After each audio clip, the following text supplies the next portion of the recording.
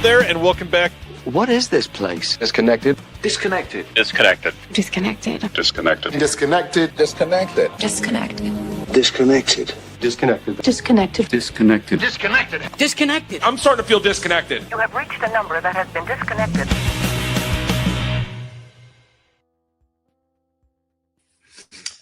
Hello from the future. Normally I'd say for another Thursday night, but it's Friday afternoon, and don't worry, the world's still in a state of panic and shock. How is everybody other than panicked and shocked? Dr. Dodson, how are you?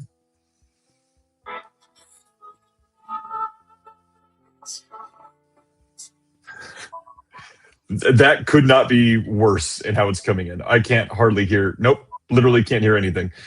I think it's so loud that the microphone is muting it.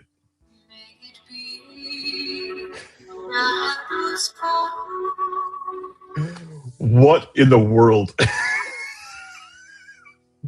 I think you played audio for about 12 seconds, and I heard maybe 2 seconds of it. Man, I'm playing that was the theme from Lord of the Rings. Theme from Lord of the Rings. Amazing. We are going to Hobbiton tomorrow. I'm dying for it. I got some great news for you. Hit me. You probably don't know about this. You're gallivanting all around Europe. Europe? I know Antenna was looking for a lawyer.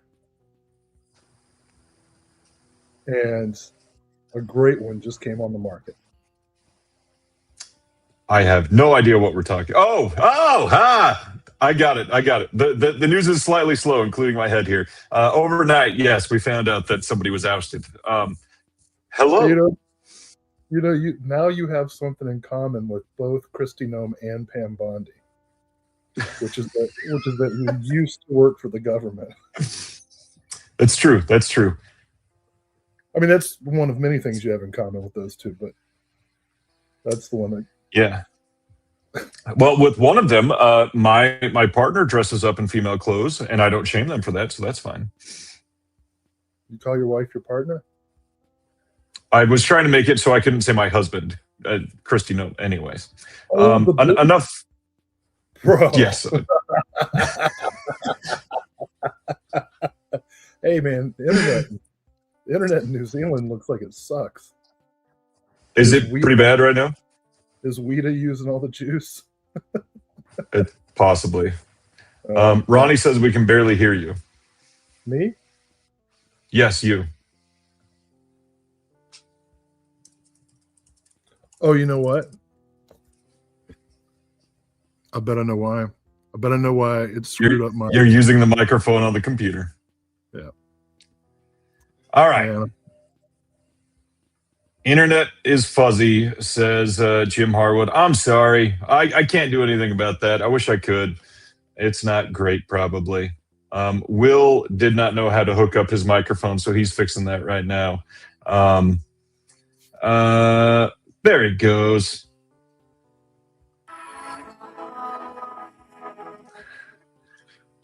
It is still muting it because it's so loud. This is a terrible bit for everybody. I'm leaving. Will, this is crazy because you and I have not recorded in 2 months together. How's everything been? Last month you had Craig. How was it hosting it for the first time? Oh, it was great. I really, I prefer it. No, it was so stressful. My blood pressure went up so high that I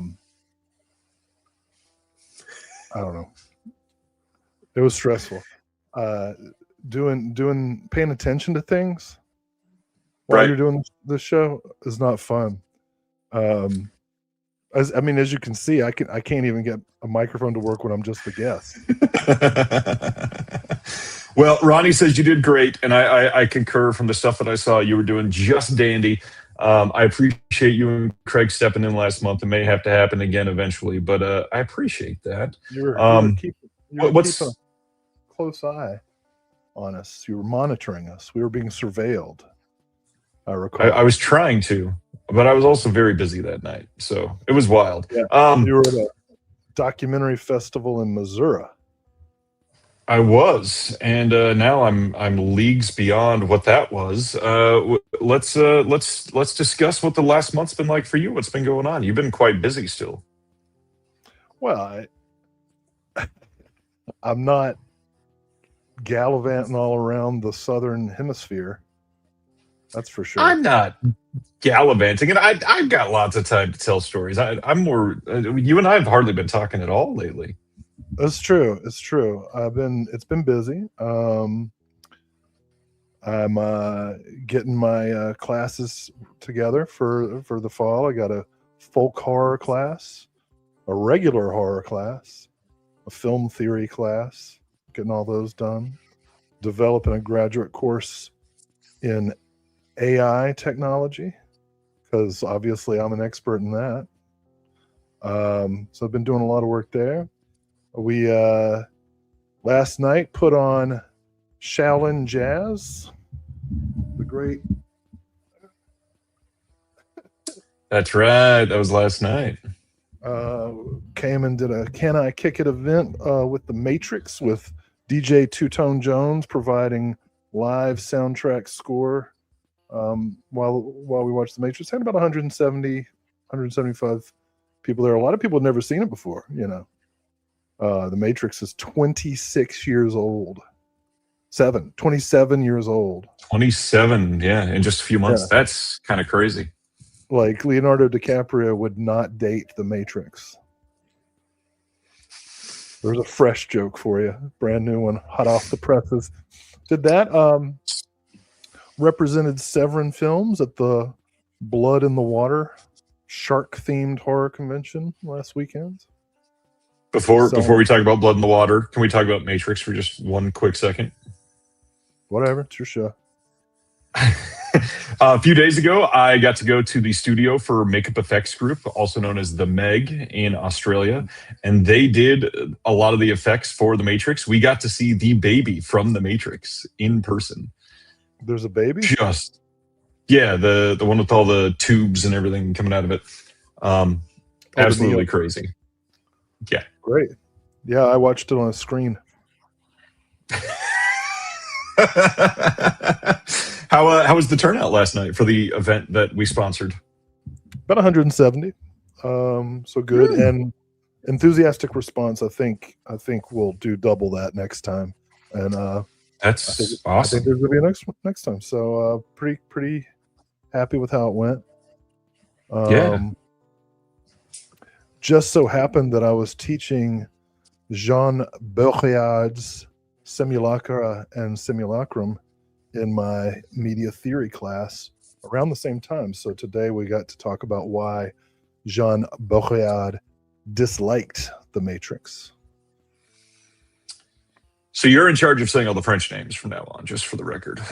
I have 2 French foreign exchange students this semester, and you know, anytime you teach a theory class, it's like 90% French people. So I've been getting them to help me learn to pronounce the names. I get it wrong every time, but slightly differently. You're supposed to do the in the back. So it's John Baudrillard, Jean Baudrillard, something like that. I've been going with J-Bo sometimes. I just say J-Bo. Like which, again, wrong for a slightly different reason. Like he's a basketball player. But yeah, Baudrillard famously disliked The Matrix and had several reasons for doing so. So we had a pretty good class discussion about that today. And then, yeah, the Blood in the Water Con up in Norfolk, Virginia, shark themed. Sold very few shark movies, but several of Brad Carter's novelizations went off the shelf, so that was cool. Interesting. Yeah, it was a good time. Good time.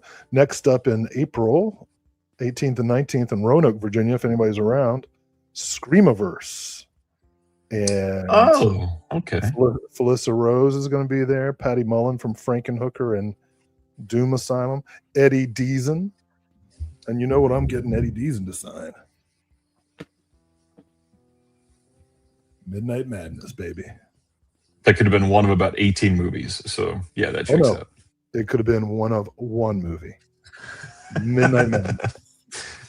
Is there ever a con that Felissa Rose is not at? She wasn't the blood in the water. Well, it sounds like neither were the consumers. Yikes! Whoa, dude. We don't come with. we don't bring negativity to this space, man. I'm just saying, maybe Felissa's what brings all the buyers out. Yeah. Could be. So, how are things in New Zealand? Cheerio, my boy. New Zealand's interesting. I spent all day yesterday in a film studio that I will be talking about a little more eventually. Met up with a couple people that still don't know how I was able to meet them. Yesterday was wild. I absolutely had a blast. They don't know how you were able to meet them?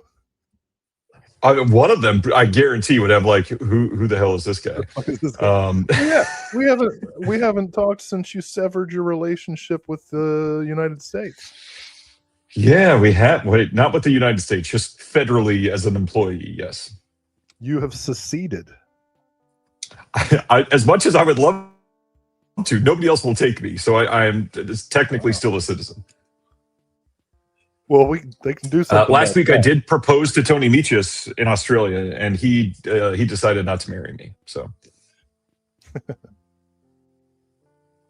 but yeah, it's been a wild month. Never really planned on quitting my job this early, but here we are, and here we will be, hoping that everything with Antenna goes well, and hoping on a few other things turning up in a way that we can all count on. And yeah, looking towards the future with some actual hope for the first time in a while. Hope. They say hope. Speaking of hope. Are you is there a lag or something? I'm not lagging, but you might be. I'm sagging. Anyway. Okay. So what's New Zealand like? Everybody's jealous. It's quite beautiful. Way more water than I thought that there was going to be, especially around the airport. When we landed, it was beautiful. You didn't think there'd be water around a tiny island? It's not a tiny island, though. That's the thing. It's pretty large, but it's close to everything. It's not just a little bit of water. It seems large when you're standing on it, but from space. Well, even Australia, another technically large island, way more water than it expected. Oh, did you see any snakes? I did not see snakes, but I did get to see a huntsman spider, which freaked everybody out because they said that is a quite rare occurrence. And I said, I hope I get to see a huntsman spider. One showed up at the barbecue that we had. They put a spider on the Barbie. Wow. Okay. Let me see. I think I can share a picture of it. I just got to pull it up 1 second. This is for everybody that loves pictures of spiders. So I have a question. Hit Why me. you figure? What I'm talking in the microphone and you can hear me fine, right? Yep. But if I play Enya, you're saying you can't hear it? A little bit. It's so loud that the processing stops it from being played. Oh, so if I turn it down, is that better?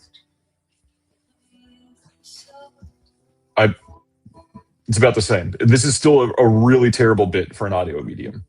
Oh, you know what's a terrible bit? You looking around your photo album for a picture of a spider. I found it 7 times, but it's saying there's an issue with my file. Try again in a little while. Okay, great bit, dude. I'm sorry. Okay, I got it to work. Here we go. Here's the spider. That's real? That is real. That looks like an AI monster. That And looks like here's another one after it. It spread its front legs. It's standing. Oh wow, it's presenting for you, Ryan.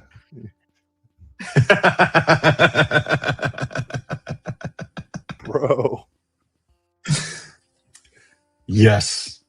Oh my gosh. No banana for sale or for scale. I'm sorry. No banana for sale either, I guess. Let's jump into our usual stuff. What have you been picking up this last month? You hear that cat? No. All right. What are we doing? Pickups? I feel like Pickups. you should tell the story.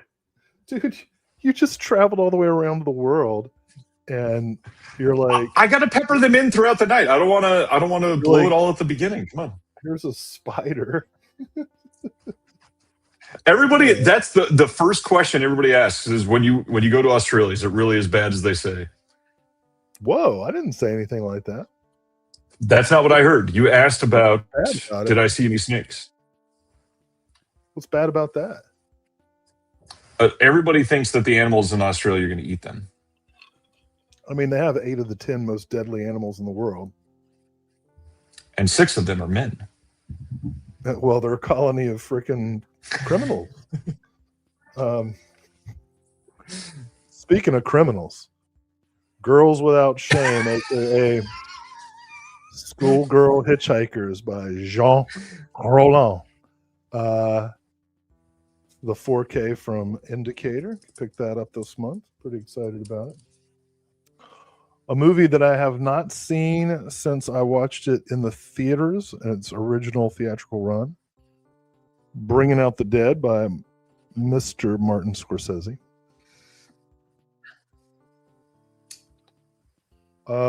Speaking of Australia, one of my legit top 20 favorite films of all time. Can you guess what it is? It's Australian. You ready? I'm trying to think what has come out recently that you might have picked up. This is what would be my favorite film. Long Weekend. That's right. Babe, Pig in the City. One of the darkest, most effed up movies ever made about Hollywood. Babe, Pig in the City. Got the 4K. Pretty excited about that. And then the last thing I'll show, this just came from the uncontroversial Brother Belial from Radiance. Underworld Chronicles. 3 Yakuza Fables by Takashi Miike, which includes my favorite Miike film, Fudo, The Next Generation. Is it Next Generation? I thought it was New Generation. New Generation.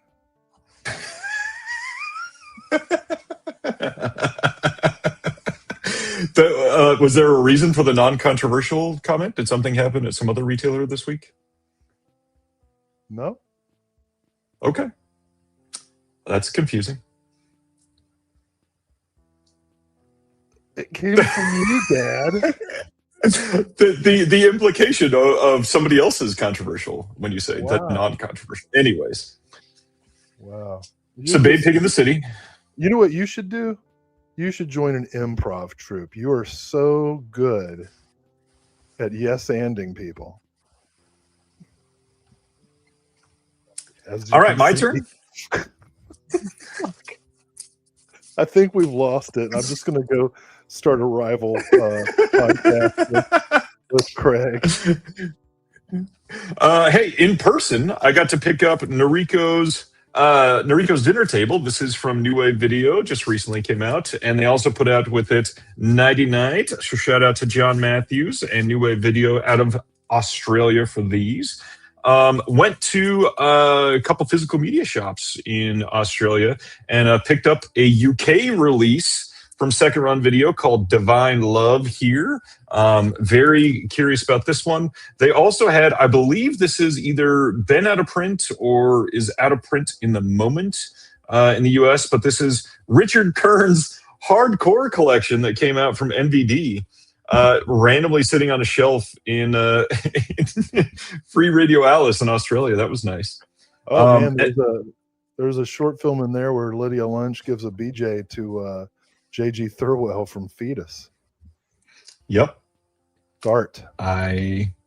Yeah.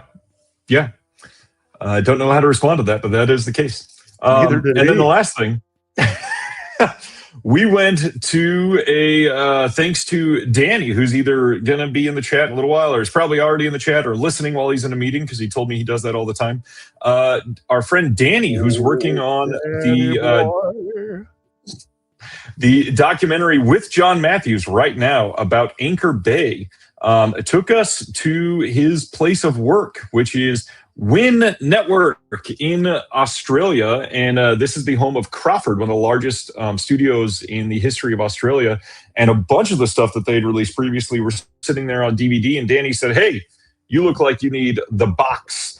This is the movie for the TV series, The Box, that had come out previously. Very eager to see this and all that we are doing here in the future with Crawford. So very, very curious to check that out. Thank you, Danny. You're amazing. How's the cat? He drools. I'm covered in saliva. Drools a lot. Wonderful. Real friendly. Terry says The Box is almost as good as number 96. I need to see that one. Yeah.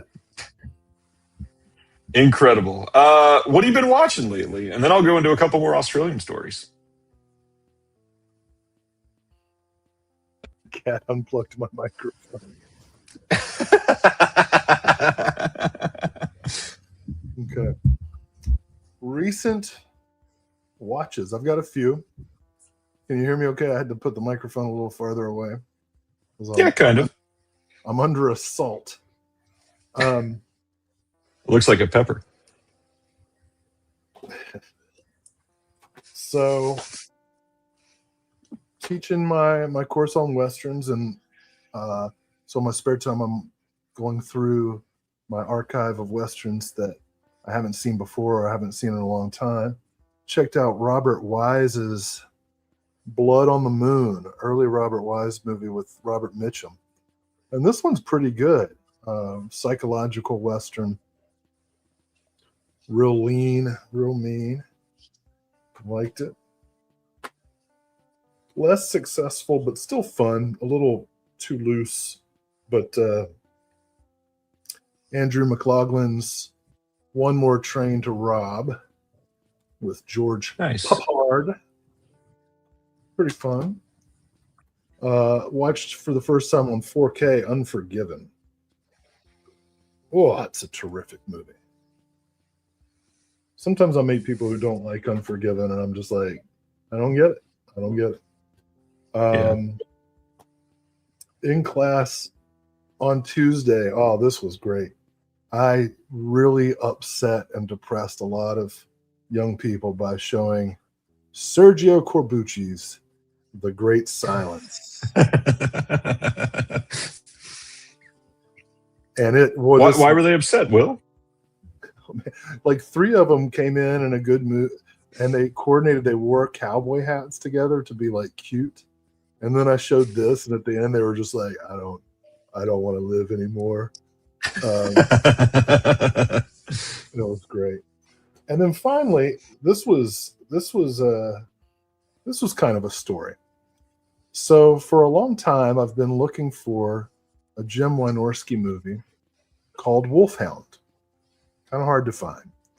And I found it listed, used on Amazon, if I can say that word out loud. Sure can. So I ordered it. I'm like, sweet, Jim Wynorski's Wolfhound is coming to me. And this is what arrived. This is not Jim Wynorski's Wolfhound. That is not Jim Wynorski's Wolfhound. This is a 2004 Russian attempt at a Lord of the Rings type epic, drawing from Eastern European and Irish and Scandinavian folklore to be this epic. It's basically Conan the Barbarian, right? Like a kid's village is, or Beastmaster. The kid's village. He's even got one of those spider raccoons. What are they called? They're bats. Or flying foxes. That's what it's called. He's got a pet flying fox. and he grows up a slave and then frees himself and takes down like the evil tribe that killed his family and everything. It's like 3 hours long, right? A lot of fun. But you know what the best part was? You know what the best part was? You got a refund because it wasn't the right movie.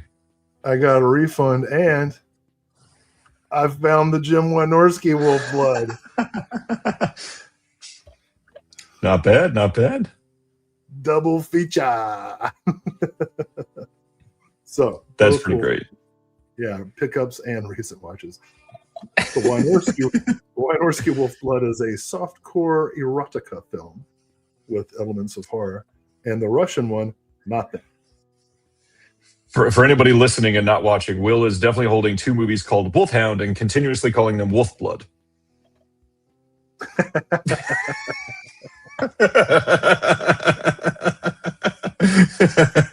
Yeah. How about you? How about I you? have watched nothing. I have had zero time to watch any movie since the last time I hosted this last week. So we watched some TV shows to fall asleep to. But I will share that I was taken by my... What? You go first. I was taken by my dear friend, Mr. FilmNut79 here in the chat. This is Tony Meachus. Tony was our guide through all of Australia over the last week. And in one day, we saw more of Australia than I really ever planned on. We took a 3-hour drive from Sydney to make it out to the Australian National Film and Sound Archive. We went inside and toured everything that they had available under the public exhibits. That took a grand total of, 12 minutes. They depressingly did not have much available to the public. I went afterwards because my whole goal of going there was try to make a contact to discuss a couple projects for Antenna. And when I walked up to ask about that, they said, "Oh, well, we need you to email before we can set you up an appointment." And I said, "I did about a week and a half ago, and you never responded. And I'm from the United States, and this is the only time I could be here." They went, "Oh, that's not good." And so... Wait. Is the whole story of you coming to Australia about how they didn't respond to your email? No, that's the whole story about us going to Canberra. But the funny thing is, I go there, I shake this person's hand, I introduce myself, say, "Hey, I emailed you guys a week and a half ago, and you never responded." On the drive back to Sydney, not even half an hour later, they responded via email. So thanks, National Film and Sound Archive. Was it just an emoji like this? Yep. It was hilarious. Very good comedic timing. Either way, they likely would not have been able to meet with us on that specific day. So I don't feel too let down. It was cool to be able to see it. However, my goodness, it was definitely a bit of a letdown. They did have a couple of fun things to see, but gosh, there was one room. It was so funny. They're like, "Yeah, you can check out the end of these two halls here. We've got some exhibits set up, and then if you go outside, we can go over into our little area over there. We have a big room with some exhibits. You go over there, open this gigantic auditorium. They have two probably 5 foot by 5 foot cubes with decorations on the outside of the cubes in the middle of these areas of this gigantic room, and nothing else in the entire room. And this room is probably, 200 feet long by about 60 feet wide. And then other than those two tiny cubes, all they had was 3 giant screens just playing a couple short films. This whole room was the biggest letdown I've ever seen as far as a public exhibit at like what you would think would be almost like a museum. But it was pretty funny. So you've been in Australia and New Zealand now for a couple weeks, and here you are talking to me for the first time in a month, and all the stories you're telling me are about shit you didn't get to do. I've texted you other stuff. There's things that I can't say publicly. Other stuff you didn't get to do that's a secret? I mean, I've shared other things too. we've gone to a bunch of theaters. We've made some great contacts. Hopefully, being able to show our films over in Australia. We got to see all of Lake George, which is Paul is sharing is an area that doesn't ever get water except for once every 30 years, and we happened to be there while it was full, and it was massive. Absolutely wild to see that. Had a big barbecue with a bunch of physical media friends. Got to see all of Darling Harbour in Sydney. Got to go to Bondi Junction and see everything surrounding the memorial for the recent tragedy that occurred there. That was a really interesting place to be. So recent There you after. go again. There you go. It was like you were starting to warm up, and then you're like, then we saw this place where a bunch of people got fucking murdered. Will, I like history. Come on. Australia's got all kinds of happy history. That you just brought up how it was only convicts living there. That was like long ago. Long ago. Oh man. I did not see any great white sharks. I did see a bunch of the ocean, man. It was beautiful. And after growing up in Southern California around the Pacific, stepping foot into the same Pacific Ocean, but so far away was weird. Also just really cool. Will, you are terrible at this. It is really cool to see an area after growing up near like just the purely sandy beaches of Southern California, just all the rocks everywhere. Just beautiful. Got to take the ferry across Darling Harbor. Yeah. It was amazing. I don't think you're allowed to call them that anymore. Other than a harbor, what word should I use? That was me being obtuse on purpose. I think they're called people with sparkly wings now. Oh, come on. Well, I am in the land of fairies at the moment. It's Lord of the Rings. So. Whoa. Hey, speaking of gay stuff, let me tell you something. I just saw the best show. I've gotten into this Australian TV show set in Tasmania called Deadlock. But it's not a lock like with a key. It's a lock with like a nest. Interesting. Yeah, the lake. That's European for lake. Yes, European for lake. The classic European language. Really good. It's about these gay lesbian police officers trying to solve murders in Tasmania, and it's hilarious. That sounds really fun. Deadlock. Terry says season 2 is set in Darwin. Darwin. See, I've been paying attention. Jim wants to know, have we signed up any new films for Antenna while on our trip? Funny story. We've kind of had to stop acquisitions. We have too many films, so we have cooled down quite a lot already. We are likely. It's a good. I mean, it can be a good thing unless you are slow to put stuff out, and then your contracts come to an end without you having released them. So yeah, we have slowed down on acquisitions in an effort to try to get as many out over the next year and a half as we can. Not that we're turning everything away necessarily, but we're not actively seeking things out. Not to sound like we're speaking from a privileged standpoint, even though we are. We've had too many people approach us with films at this point. You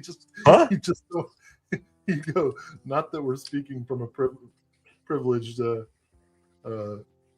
standpoint, but we are. And I was like, you just don't want to. You know what? What's coming out? Yeah, I don't want to sound privileged, but what's coming out? What's coming? Okay, you just want to do announcements. We're done. I don't know. I feel. Mac and Cheese wants to know any crazy new movies that Antenna has. Yes, we have all kinds of new crazy movies. Can't tell you about them though. Soon. I feel we have to rebuild our relationship.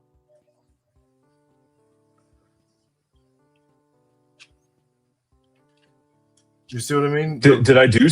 No. Did I do something to you? Your dichotomy. I don't know. Maybe it's because you're in the future. I feel like I'm talking I feel like I'm talking to the message from Prince of Darkness. Good movie. Everybody needs to go see The Prince of Darkness again. Good movie. Oh my gosh.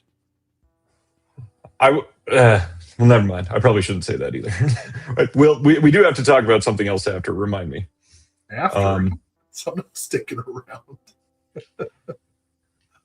Oh man. All right. I'm real happy to see you. I'm so happy that you're out there. Best of luck with Antenna. Hope to get to work with you again sometime. You're such an asshole. What? Oh, did we announce the latest project that's been announced? Is that Owning Mahoney? You want to talk about? Owning Mahoney. That was last week. Yeah, go ahead. Oh, well, somebody else. Okay, you already talked. Yeah, but I'd like you to talk about Gary, because that is the biggest thing that we were able to do for this project for sure. Yeah, man. So Owning Mahoney with Philip Seymour Hoffman, based on the true story of Brian Maloney, which is chronicled in a book called No Limit: The Incredible Obsession of Brian Maloney, written by Gary Stephen Ross. And managed to get a hold of him and asked him if he'd like to do a commentary with me about the film, and he said yes. And he has a lot of great stories about writing the book, researching it, kind of getting into the world of gambling. We talk a lot about gambling, pre and post deregulation in the United States and in Canada. And he's got some great stories about Philip Seymour Hoffman, whom he got to meet and work with. So very good commentary track. Really proud of it. Really proud to be a part of the Imprint Philip Seymour Hoffman box set, which was a surprise. We didn't know it was going to be. It's an incredible box. Yeah. And honestly, the same was true about Mulholland Falls. They hired us for those individual films without telling us it was going to be in these beautiful box sets. So yeah, we're quite stoked to see those like that. Yeah, I can't wait to see those. So, all right, what's coming out? And Owning Mahoney is underseen. That is a movie that a lot of people have either forgotten existed or just never had the chance to see. So I hope you take it out. The movie's Philip Seymour Hoffman is genuinely incredible in that movie. One of his absolute best performances. His emotional nuance in that film is crazy, because the story of Brian is not an easy one to convey. Gary's personal stories of researching the whole thing makes the performance feel that much more impressive, which is a lot considering it's Philip Seymour Hoffman and he's always remarkable. So yeah, Gary tells a great story. He connected Philip Seymour Hoffman with Brian Maloney and convinced Brian to kind of trust Philip and have a long kind of get together and talk. And a lot of the performance that Hoffman came out with was built on this actual physical interaction. So yeah. So anyway, what's coming out? A lot of stuff. We got a lot to cover tonight. A lot that I'm excited about. Yeah, we'll get into it then. Only 39 minutes and 50 seconds. That's actually pretty good. It is, but I kind of wish we had more time. Oh, well. Hey, First up. That'll be on my gravestone. Same. June 21st, we are getting a 4K release and a Blu-ray release from Arrow over in the UK of Bullet in the Head from 1990. This is one that's already been announced previously by Imprint and by Shout Factory. This is a Woo film. This is... What was that? I don't know which version to get. Tell me. So that's been something that I was going to bring up because it's something that people are posting about this week, and there's a lot of questions. The big differences between them is Shout Factory is first to market, so if you want them earliest, you're going to want Shout Factories. Just keep in mind, some other things are going to be changing after those. The Arrow and the Imprint seem to have the updated and better subtitles and better is usually a subjective word. However, it appears that it is better in every way compared to the Shout Factory one. It's done by an individual that speaks more of the dialects and has more nuance in how they're deciding what actual terms to use, more familiar with the slang, stuff like that.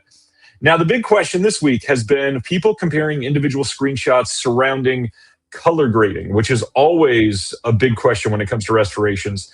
Now, what it looks like to my eye,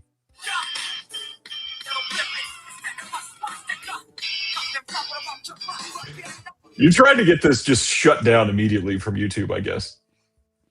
No, that was fair use. Maybe. The big thing here is the color restorations that people are sharing. There seems to be one person on Twitter who's like, look at how much better the Shout Factory versions of these are over the Arrow versions. And they're specifically choosing night shots, and they're specifically choosing shots that on the Arrow version are, I'm not going to say tinted, but they're much bluer overall. They have a bluer hue. And the reason being, just from my experience with these, the way that we're seeing these bluer hues is because they're making up for day for night shots. And they're usually tinted in a way, specifically in the 90s, to look like that more, almost like comic booky appearance of color in some of the night shots. Now, just because that's the case doesn't mean that that's what you're going to choose. You might actually go with the Shout Factory version of this, and it's not that it's a bad picture. It's just literally that the color is less blue. It looks more dingy, and this person on Twitter is saying that it's because it's more authentic to the original print. That's just not the way that this necessarily works. I mean, prints degrade over time. The negative is the best way to go on all of these, and even that is not always going to be perfect. We don't have the exact individual to point at and say this is the right answer in every situation, but you kind of just got to go with what you want. Me personally, if you're asking my opinion, I'm choosing Arrow pretty much all day, every day, primarily for the subtitles, but also the image is good enough for me. So I'm not going to say that that is the definitive answer, but for me, the Arrow or the Imprint are the way to go over the shouts on pretty much all of these. The hue is blue. It's true. And I don't mean to say all that to tint your expectations. Did that work? No? And he's back. Welcome back, Ryan. Mr. Dodson, any thoughts on Bullet in the Head?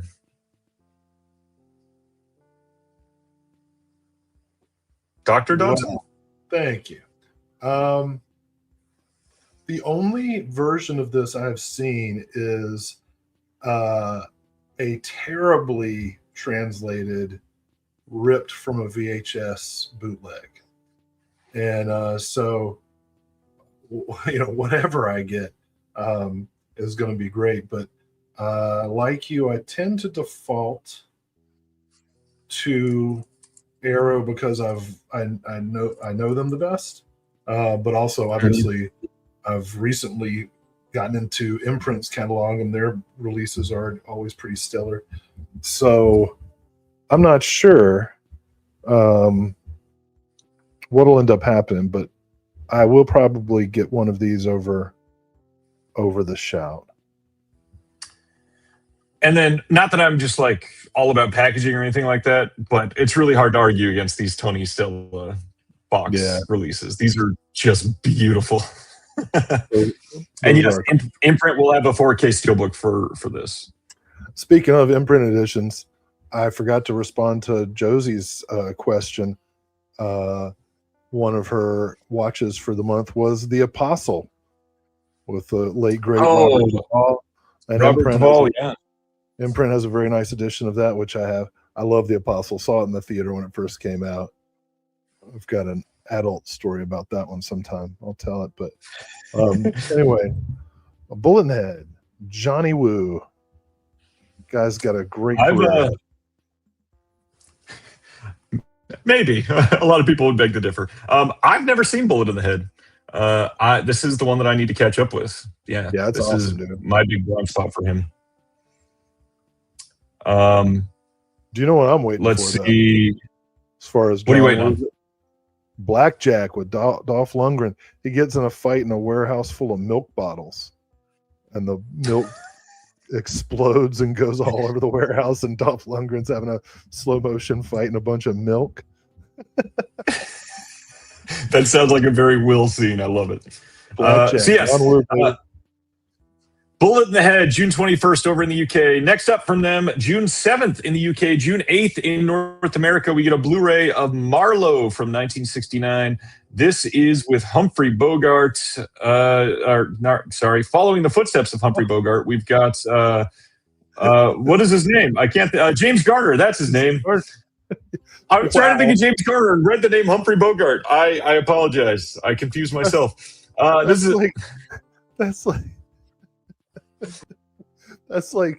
like saying it stars Daniel Day-Lewis. I mean Timothée Chalamet.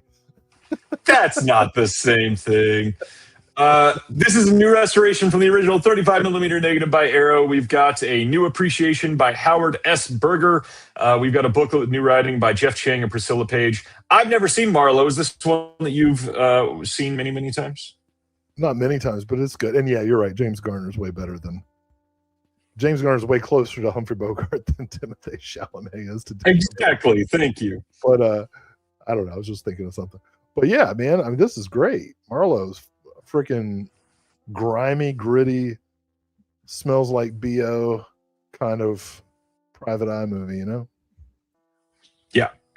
I've heard nothing but good things, and to get Howard appreciating it on the disc is always a fun thing. I always love next up, Howard appreciates stuff. That's true. June 14th in the UK, June 15th in North America, we get a 4K coming of Takashi Miike's Audition. Now, I do want to say, this was announced last Friday morning. Thursday night, I was out to dinner with John Matthews and Tony Michis from the Imprint cast. We were hanging out, and I said, you know, John, I'm really surprised Arrow's not announced a 4K of Audition yet. Not 12 hours later, here it was, 4K of Audition, announced by Arrow, coming in June. This is a brand new 4K restoration from the Super 16mm negative, approved by the DP Hideo Yamamoto. All of the extras on this, I believe, are archival, except we've got a new interview with the actor Ryo Ishibashi. We've got, let's see, the new writing on the film is Anton Battelle, Jenny Kermode, and Jamie Graham. Audition. Tell me about this one for you. Oh, love the movie. I'm just not sure. I've got the Arrow Blu-ray, you know? Yeah. Which already looks pretty great, by the way. We're in a pretty rough patch of like 4K upgrades on Blu-ray by like almost every label. And yeah, you know, when it's going from DVD to 4K, automatic. When it's a Blu-ray edition that I just bought a year or two ago, you know, when Shout Factory does it, you give them shit for days. Everybody else seems to get a pass. I don't know. I think the difference, though, is the timing. Audition came out, I don't know exactly when, but it's been quite some time. While we're talking about that, I'll look up the exact date. But do you think there's a cutoff for a time that makes it appropriate? Your sound cut out there a minute. Do you think there's a time limit that makes an upgrade to 4K appropriate in your mind? Like where you don't question it? I don't know. I mean, in this case, the time frame is from when I bought the Blu-ray to now, which is a shorter time than when it was released. For most people, that's usually like, it feels like 12 hours. Right. But yeah, the Audition Blu-ray, it came out 7.5 years ago. Man, I mean, love the movie. I will get this when it goes on sale. I know I will. But I'm feeling 4K'd out. Just got through the Criterion Flash sale, got through the Kino sale, and Orbit DVD just got some more 4Ks of the Imprint edition of Neverending Story, and I bit the bullet and got one. So I'm 4K'd out at the moment. But this will happen. And it's Audition. Everybody who's into film is going to get this. And if you've never seen it, highly recommended. It is a bit of a tough watch. It's not like an extreme film. There's one really rough scene for some people, but there's a really great jump scare in this movie. It's genuinely just a really well told story. This is, in my opinion, probably one of the better directed Miike films. Ooh. That you've seen. I'm sorry. I know it's no. I know it's not Dead Alive. I know you worship that. That's a Peter Jackson movie, but okay. You're in New Zealand. That's all right. It's on the mind. Which one are you implying? Dead or Alive is what I meant. What are you implying is... the guy's made like 130 movies. More than that. But I'm just saying, this is like top tier of his directorial effort. And I'm not saying the movie as itself, like literally the way he directs the film, I feel like is better in this than some of his other movies. It's better than some of his other movies. I wouldn't say it's even in my top. I love it. Don't get me wrong, but I wouldn't even say it's in my top 5. Miike, maybe top 10. But it's a great movie, legit. I really like Miike's work, and I've seen probably 60 or 70 of his films at this point. And yeah, there's even so his much, shorts are amazing. There's so much good shit that we haven't even gotten legit releases of yet. It's amazing. That being said, a 4K of Happiness of the Katakuris would look pretty great. Well, you know it's coming. Arrow put the Blu-ray out of that, so. Yep. All right. Next up from Arrow, you know what we really need though? Gozu. That one's still on DVD only. So somebody get to work on that. All right. Hey, speaking of great Australian movies.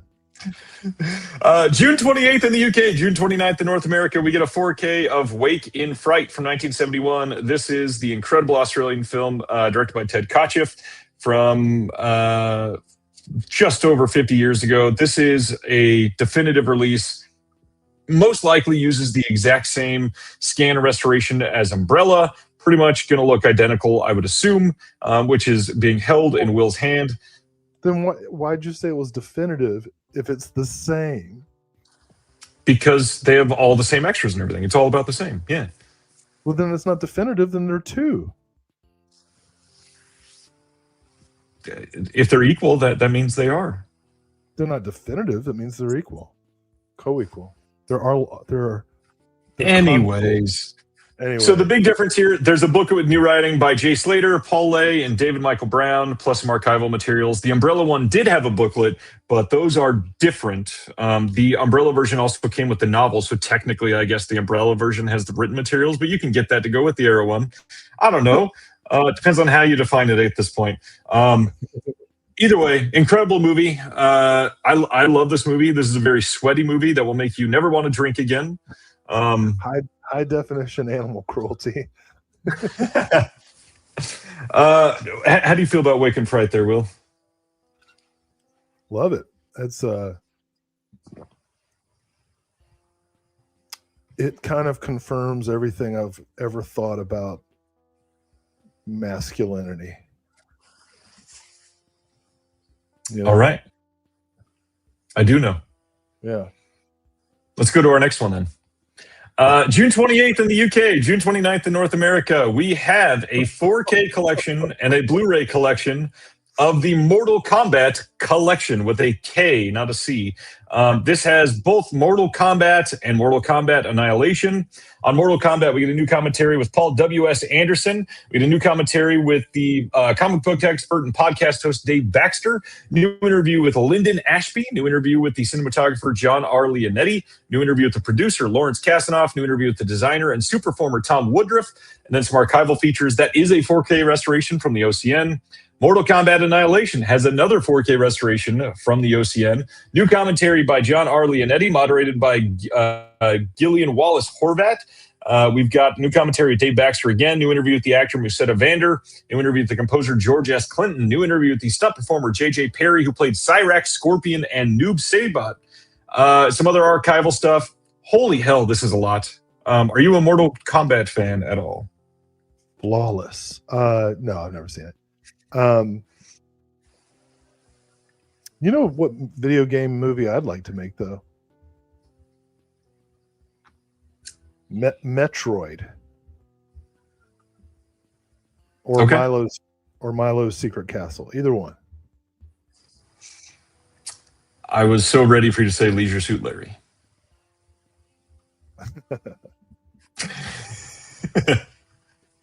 All right. What I remember from these, I think I actually did see the first one, maybe. What I remember is that they're pretty not great, though. Especially the second one. Oh, Colton knows what's up, or Colton's husband does. Man, I would love to make that movie. I would love to make Metroid the movie. Actually, like those artists asking for Metal Gear Solid. Isn't there a Metal Gear Solid movie in the works, or wasn't there one in the works? Bro, you know what Antenna should do? You should make a sub label that specializes in 8-bit Nintendo adaptations. That's so specific. Yeah, and you can call it 8-bit. The logo designs itself. Oh, I'll be the studio head for 8-bit. A subsidiary of Antenna. No, I think we will pass. Thank you, though. Bro, oh, come on. There's so many comments coming in about all of this. a micro budget adaptation of Legend of Zelda. I know they've got a big budget one coming out, but like I do the original one. We'll do like Faxanadu. Huh? That'd be a good one. I can't even keep up with all the comments. Oh my gosh. All right. We found it. Everybody loves video game movies. There's not a Castlevania movie yet. I know there's a anime, but show, yeah. All right, Mortal Kombat. Is that one you're dying to get? You remember Captain N, the Game Master? That show was awesome. I do not, actually. Like a Mega Man movie. Captain N, the Game Master was a Saturday morning cartoon in which this guy who's really good at Nintendo gets sucked into Nintendo world, and he joins forces with Mega Man, Simon Belmont, and some lady, and they go to different video game worlds and have to have adventures. Anyway, what's next? All right, next one is the big one. June 28th in the UK, June 29th in North America, we are getting a 4K release of Jackie Chan's breakout hits covering 1994 to 1998. Before we get into all the details, overall thoughts, Will, because this is pretty big. Bro, I saw every one of these in a theater. So excited about them. They truly are his break. These are the ones that made him a superstar in the States. Rumble in the Bronx, Mr. Nice Guy, Final Strike. What else is in there? On this set, we've got too many to cover into one post. Okay, so we've got Drunken Master 2, Rumble in the Bronx. We've got Thunderbolt. We've got Police Story 4, First Strike. We've got Mr. Nice Guy. Yeah. And Who Am I? Who Am I? Rules, dude. That might be my favorite of the bunch. That and Rumble in the Bronx. Okay, so some details here. We've got new 4K restorations of each film from the original negatives, all done by Arrow. Limited edition packaging with new artwork by Sam Hadley. We got a 160-page Perfect Bam book with archival interviews with Jackie by Craig D. Reed, plus new writing by Thorsten Booz, Peter S. Bruce, Matt McAllister, Elaine Chung, and Jialu Zhu. 24 lobby card reproductions and a reversible poster with vintage artwork. Drunken Master 2 has 3 different versions of the movie. The uncut 102-minute Hong Kong cut, the 100-minute international cut, and the American cut retitled The Legend of Drunken Master. We've got new commentary by Frank Jiang and F.J. DeSanto, new featurette which stuntman Wang Yao, academic Dr. Wayne Wong, and critics David West and James Mudge look back at Jackie Chan's early career. There's a new featurette in which Wong, West, Mudge, and stuntman Mars look back at the film, new interview with the co-writer Yuen Kai Chi, expanded interviews, new appreciations by Ricky Baker, archival extras, and that's just the first disc in this set. This is so wild. the rest of the episode is just you going through this box set. Rumble in the Bronx, we've got the Hong Kong cut, which, if I remember right, that's the first time it's been released like this properly. We have new commentary by Frank Chang and F.J. DeSanto, a second featurette from everybody that's talked about, speaking about about the films, expanded interview with Hubble. Then we've got a third disc, which is the international cut of Rumble in the Bronx, 2 scenes added for network TV. Rumble in the Bronx, I think that's one of your favorites. So why don't you tell everybody about that one for a minute?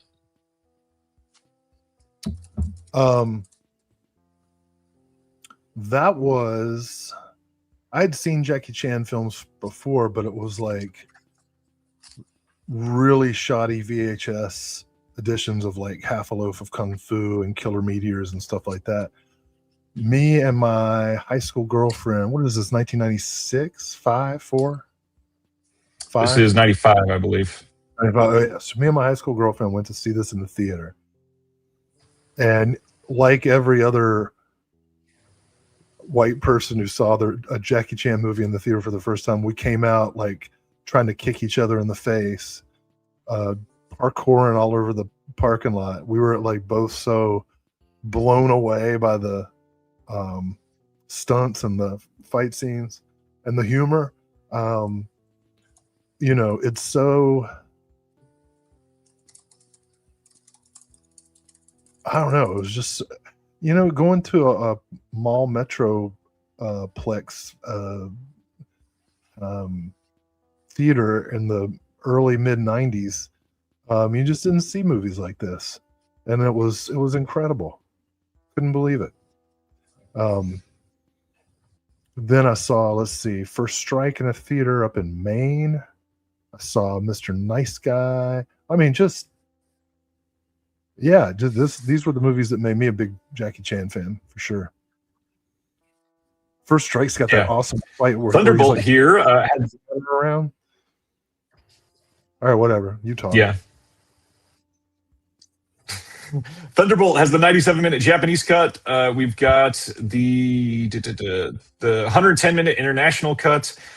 We've got new commentary by Frank Chang and F.J. DeSanto, a new featurette, again, with everybody that I just mentioned, expanded interview with Clay on his collaborations with Jackie Chan, plus some archival extras. Then we got Police Story 4, First Strike. We've got the Hong Kong cut and the international cut. New commentary by Frank Chang and F.J. DeSanto. More of those featurettes with everybody speaking about the film. Mr. Nice Guy has the Japanese and Hong Kong cuts. New commentary on that one by James Mudge. More new featurettes, new appreciation by Frank Chang. So much on all of these. And then Who Am I? We've got the Hong Kong cut and the international cut. New commentary by James Mudge. From Dunk to Slam Dunk, Jackie Chan in the New Millennium, a new featurette in which Mudge, Simon, Wong, Stuntman Kathy Hubble, Stuntman Wang Yao, and Mars, critic David West, and others look back at Jackie's career in the years since. There's a 3-part archival behind-the-scenes featurette. Just all kinds of stuff.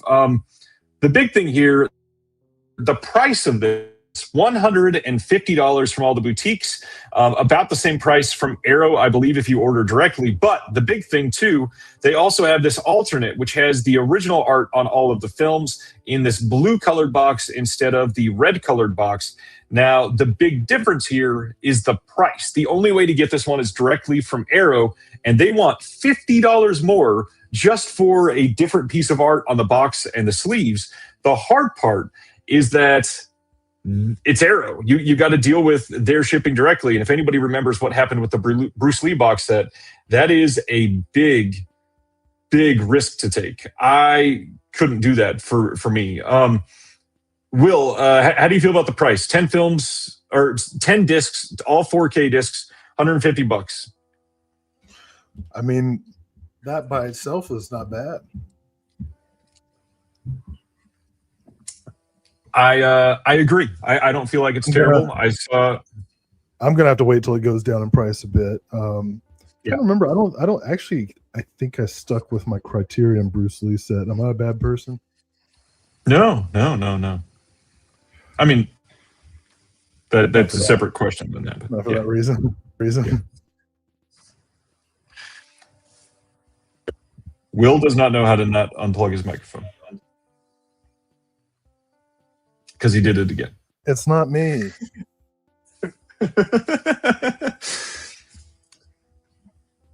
Are we good now? If Jackie Chan were here right now, he'd have like some elaborate set piece fight with my microphone cord. Yeah.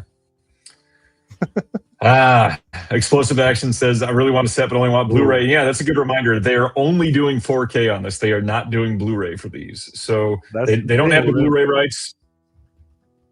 We're in that transition too. I think we're going to see the kind of like the way Blu-ray and DVD sets phased out. Now we're going to see 4K and Blu-ray sets phased out. Well, that, and think of the studios too. These are all Warner Brothers titles, and Warner Brothers probably sees more of like, hey, we could sell more of these in Blu-ray to like the mass market crowd, but we can let the boutique do their 4Ks first and let the collectors buy those. So maybe they'll do Blu-rays eventually. The studios have a really different outlook on everything. Or maybe they'll burn their entire archive of film to the ground.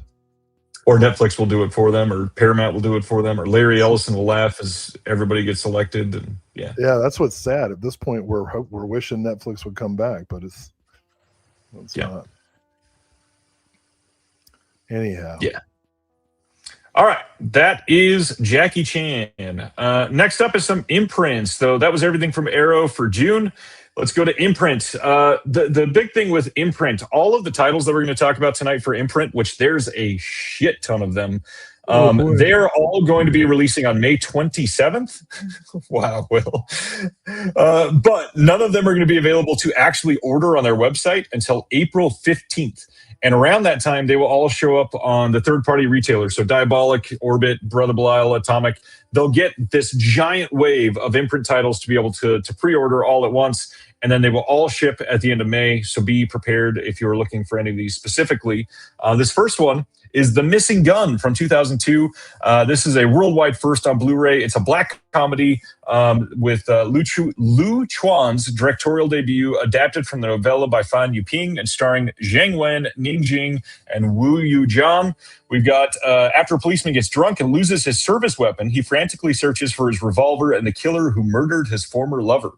This was the winner of the best debut film at the Beijing College Student Film Festival. 1,500 copies, limited only. We've got a trailer on the disc, and that is it.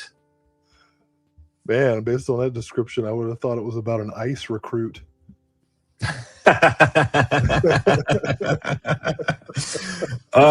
Tony doing the math for us. He says, so far, the May bundle for Imprint alone is going to cost over $1,000 Australian, which is so much money, and they've got more to announce yet.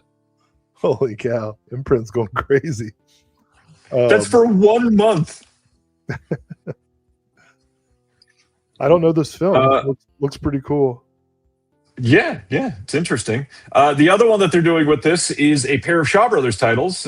We've got An Amorous Woman of Chang Dynasty and The Reincarnation of Golden Lotus from 84 and 89.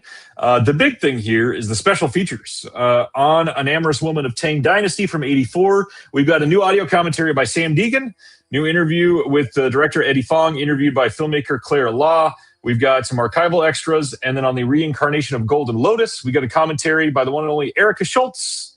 New interview with the director Claire Law, interviewed by Eddie Fong as well. So, hey, a couple friends of ours on the extras on this one. That's so presumptuous, man. I got too much respect to assume they think I'm a friend. But I already know. I'm close enough for both of them. You're so much closer to Sam than I am. That was a joke. I'm not. I worked with Sam one time. She's awesome, but I don't think she's like. I don't think she would consider me a friend. We don't know each other that well, but yeah. But she's also the best in the business, and Erica also one of the best in the business. So like to have them as a 1-2 punch on this, holy shit, that's awesome. Terry says his last imprint delivery weighed around 5 kilos. Jesus. Dang. What's that, like 40 pounds? That's like 12 and a half, 13 pounds, something like that. Dang.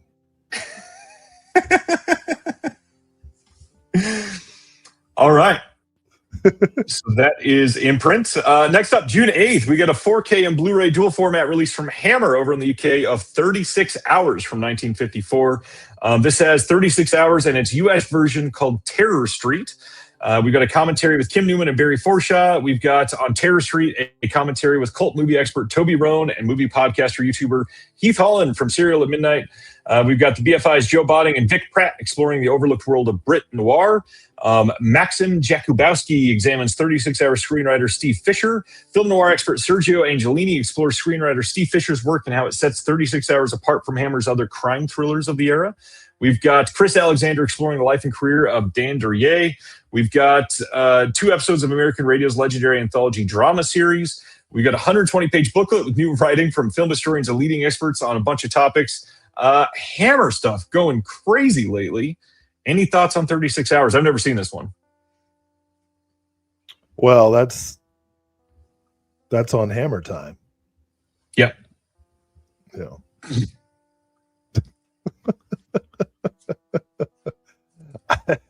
I think it's great that all the Hammer like non-horror is getting a lot of love lately. That makes me pretty pleased. I have seen 36 Hours. Yeah. Not in a while though. Interesting. Yeah, I'm gonna have to pick this up for sure. I love Dan Duryea, man. Oh. That dude's crazy. What else has he been in? I don't really recognize the name all that much. Get the hell out of here. Are you kidding me? Mm-mm. I'm not the noir guy. I know that you are. And I feel like he's mostly noir stuff. I mean, tons of genre stuff. One of the greatest Westerns ever, Winchester 73, Scarlet Street, Night Passage,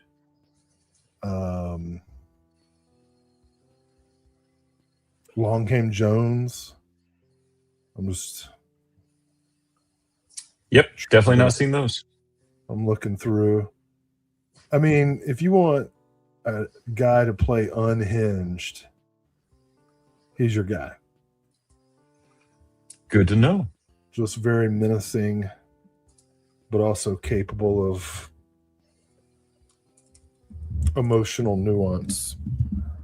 Love him. All right. Kubrick Lover says, I provide the info and Will provides the jokes. Like to hear the Blu-ray and 4K news from these blokes. The chat watches while drinking whiskeys and sipping cokes. We spend our money on physical media until we're broke. Kubrick keeps writing haikus for us, and I love it. That's not quite a haiku, but yes. No, it's not a haiku. Not at all. Hey, let's talk about some Shout Factory stuff because they announced a ton of stuff this week. Should get some limericks. There once was a bloke named Ryan. Every joke he told, he was dying.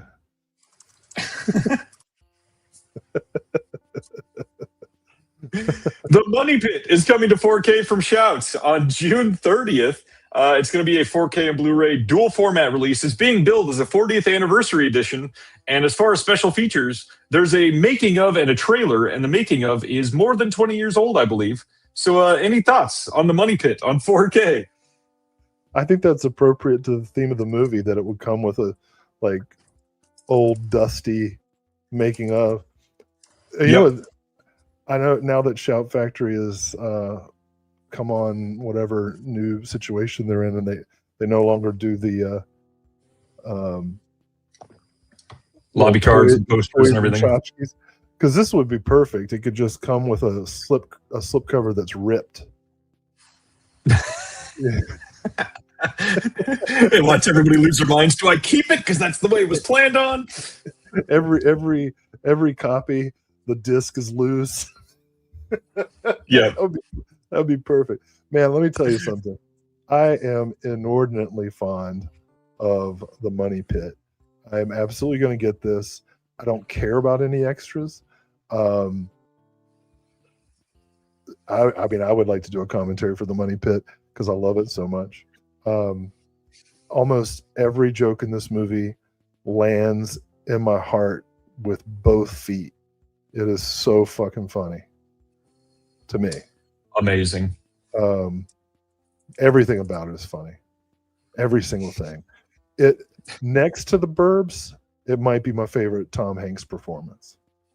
ever. Interesting. Ever. Yeah. I liked The Money Pit. I don't love The Money Pit. You're crazy. Nah. Crazy. Let's keep going then. We're going to keep talking about Tom Hanks in just a minute. June 23rd, we're getting a standard 4K Blu-ray dual format release from Shouts of What Dreams May Come. This has an audio commentary by the director on it. That's an old one as well.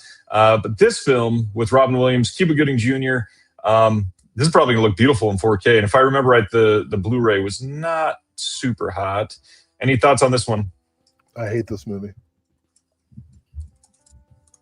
I don't think it's going to look good at all. I think it's going to look like crappy CGI is what I think it's going to look like. I don't think so. Whatever. All right. Well, let's go to the next one then. So this one's, you know how we were talking about giving Shout shit? Sorry. This is one of those times. No, just a moment ago, you talked about how we give Shout shit for re-releasing 4Ks right after the Blu-rays. We're about to do that again. So June 22nd. Who's we? I think this is awesome. So I'm going to do it for sure then. June 23rd, we're getting a 4K steelbook of Deathstalker, Deathstalker 2, and the new Deathstalker film that just came out last year. Now, the big thing here is Deathstalker and Deathstalker 2 have already come out on 4K. Those have been out for a little while now. That was a double feature when that came out, right? Yeah, but look, if you hold on. That came out August of last year. The new Deathstalker movie came out on Blu-ray not even 2 months ago, and now they're re-releasing it on 4K in June, 4 months after it comes out on Blu-ray. Yeah. And so for everybody that said, "Oh, they're not going to do this one on 4K, we got to buy it on Blu-ray," now it's here on 4K with new commentaries on both of the other films. So all three films have new stuff, and it's less than a year old. That's quite a bit different than Audition coming out on 4K 7 years later. Well, I wasn't saying that there was anything wrong with it. I was just saying I didn't know if I wanted to invest in the upgrade. You're acting all surprised. You're like the frog and the scorpion is what you are. You're like... Definitely not surprised. Well, you're acting it. You're like, oh, look at this. We're going to give... Like if somebody had just seen the new Deathstalker for the first time, was like, oh, I want to see the originals. Here you go. You know? And you could have got them on 4K because they were already available. Well, look, dude, nobody bought those Blu-rays, and if they did, I've got all three of them. Oh, you did? Yeah. I've got the Blu-rays, but I never upgraded to the 4K of the Deathstalkers. It doesn't matter because the only one that's important here is Deathstalker 2: Duel of the Titans. The rest of them are just bonus features, as far as I'm concerned. Plus, like, what I'm going to wait for the one that has Deathstalker 3, Warriors from Hell, and Deathstalker 4, subtitle I forget. Get all 5 of them. Because you know that's coming in a year. No, it's different, right? Well, I mean, not that they couldn't, but it's different rights holders. Everybody keeps asking about that, and I actually just answered that in the chat. Yeah, 3 and 4 are from different rights holders, which is why we've not been getting them. You know, it's so funny when me and Craig had to do the guest hosting last month, I had to say straight up, if you have any questions about any of the details of these releases, I don't know. Join the Patreon. Oh, that's really funny. Oh gosh. Oh, I did not hear that. I haven't seen the new Deathstalker. I didn't really care to, but I mean the trailer looked fine. Like I'm sure it was mildly amusing, but you know, I'm just glad Deathstalker 2 is remaining in print in as many editions as possible. I think Deathstalker 1, I think Deathstalker 1 is a loathsome movie full of cynical and offensive, you know, sexual assault scenes. I don't like it. So like, I'm not going to get this because I don't want Deathstalker 1. I just want 2. I get that. No rapes. Actually, there might be one. All right, go to the next one before we go down that rabbit hole too much. Hey, a few months ago, Shout released a 4K Steelbook of The Grey. On June 23rd, they're releasing a standard 4K of The Grey, and I wish I would have waited to get this instead of the Steelbook. I like this movie. Good movie. Wait, do you not like Next Steelbook? up, I'd much rather not have the Steelbook for that, yeah. Oh. Speaking of Steelbooks, June 23rd, we're getting a 4K and Blu-ray dual format release of Slither from 2006. This has what looks like to me, I believe, all of the extras that are coming on that Visions video release over in the UK. You can pick this up coming in the middle of June. Tell us about Slither there, Willie. Oh, it's great, dude.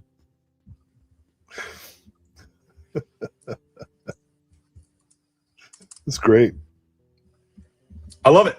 Early James Gunn. Yeah. Yeah, you cannot go wrong with pre-MCU, DCU James Gunn. Slither, Super. Super is great. Yeah. Just absolutely great. I mean, and he's fine doing the big blockbuster movies too, but Slither is 100% James Gunn, It's a great alien invasion body horror film, really well written. Michael Rooker gives an incredible performance.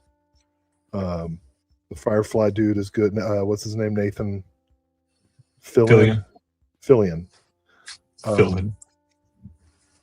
Yeah, it's great. Really funny. Really, it's got some real drama to it too, and it's always nice to see Greg Henry pop up and stuff. I love Michael Rooker. He is such a fun, mean character. He's so good in this. Like he's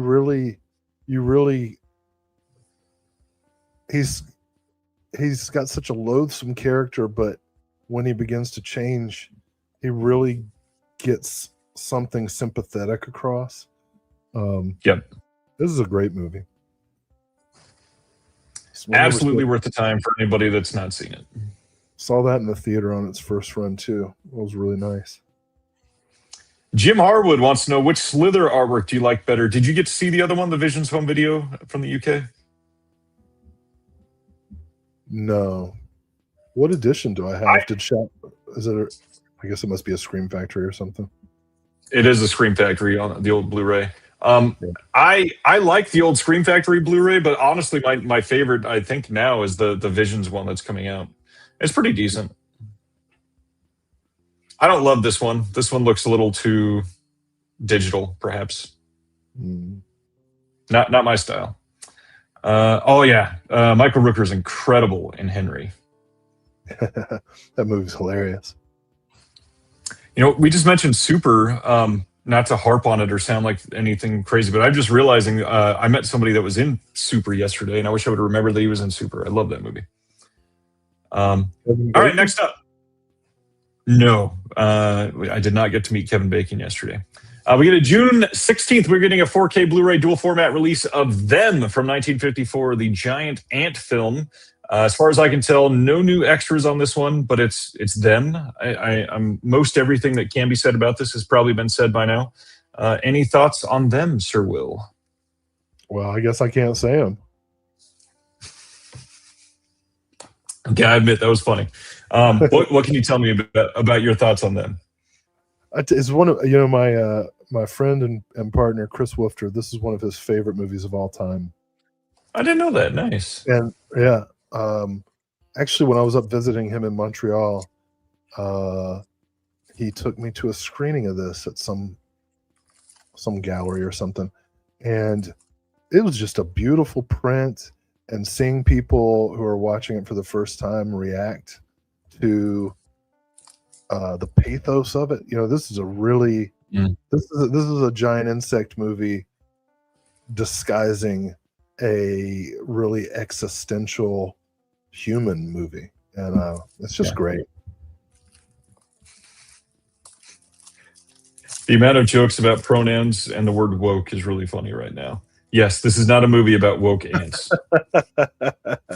That's funny. We should put it in a double feature with that Ants movie with Woody Allen. Ooh.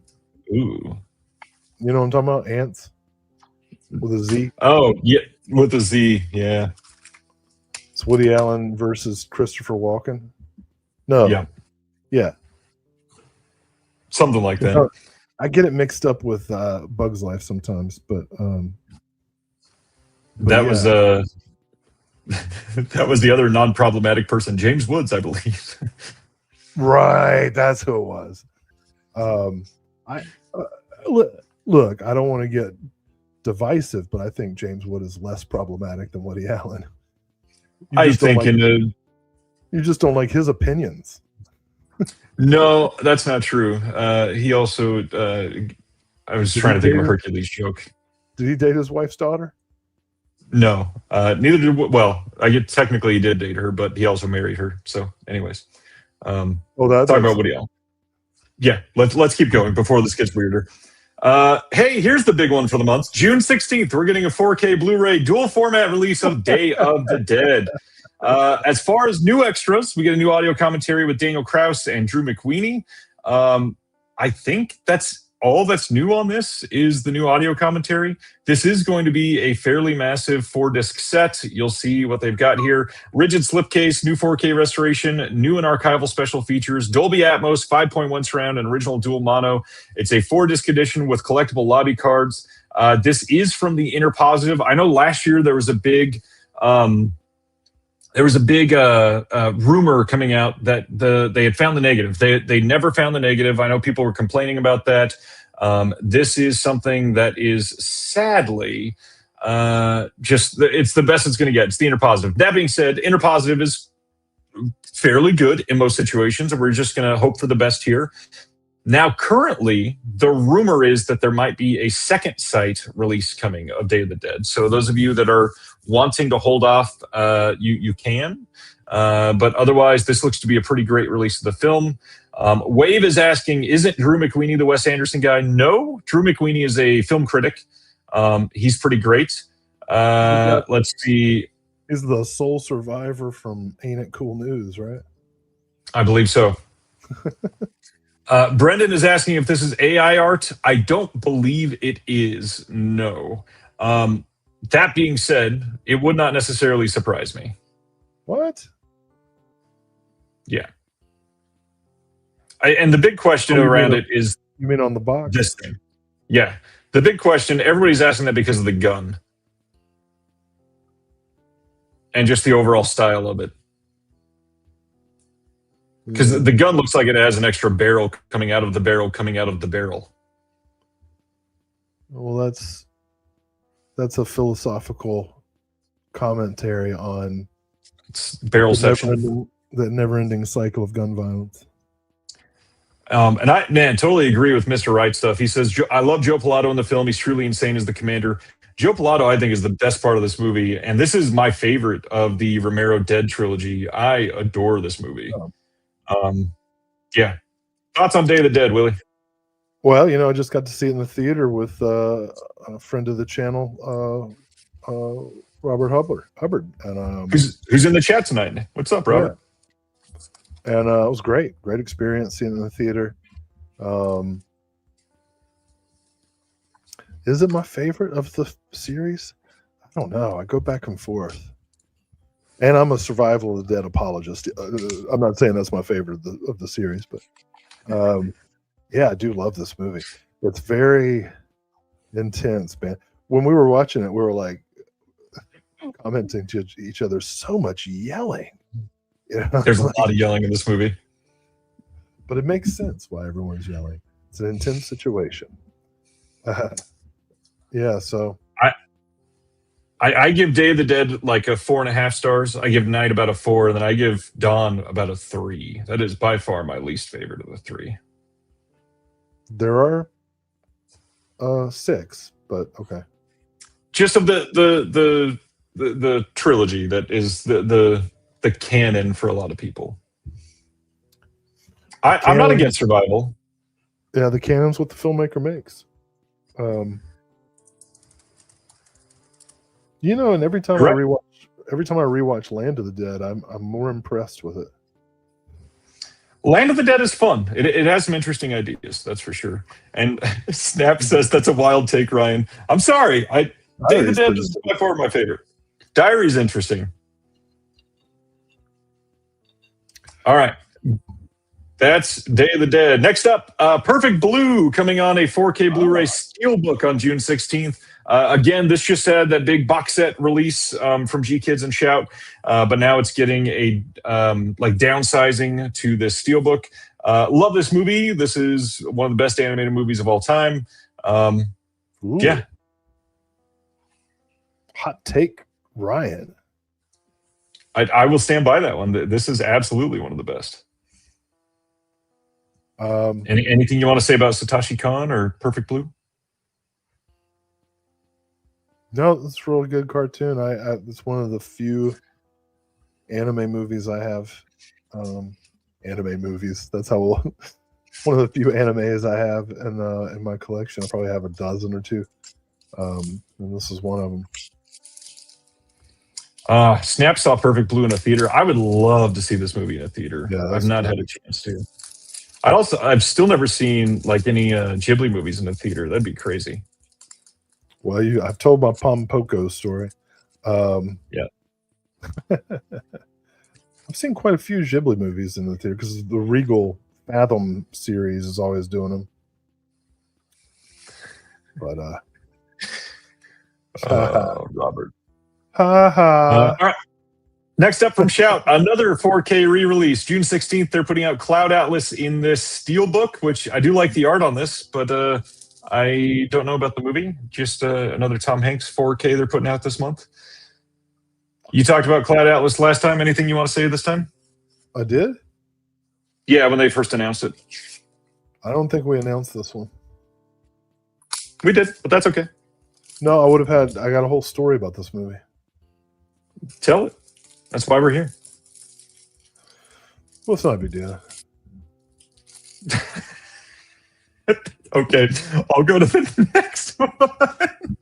Dude, well, I just no, go back. You know what would be funny is if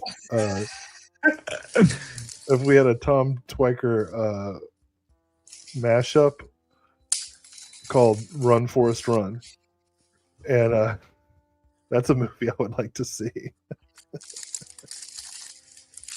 What are you eating? Okay. Are you opening a I'm not. chocolate? I'm opening Noriko's dinner table. Oh, okay. You don't think it would be funny to see Forrest Gump as Lola and Run Lola Run? No, I absolutely do think that would be funny. I can tell. All right, go on.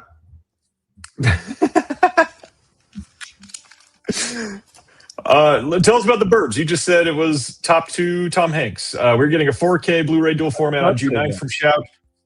Isn't that what you said? Didn't you say this was second only to Money Pit? I said Money Pit was second only to the Burbs. Oh, that's what I meant. Sorry. Yeah, you better, get that one right, buddy. So what I said is technically correct. Yes. No. Number 1 is not top 2 Tom Hanks. Oh my God. Get out of here. It's accurate.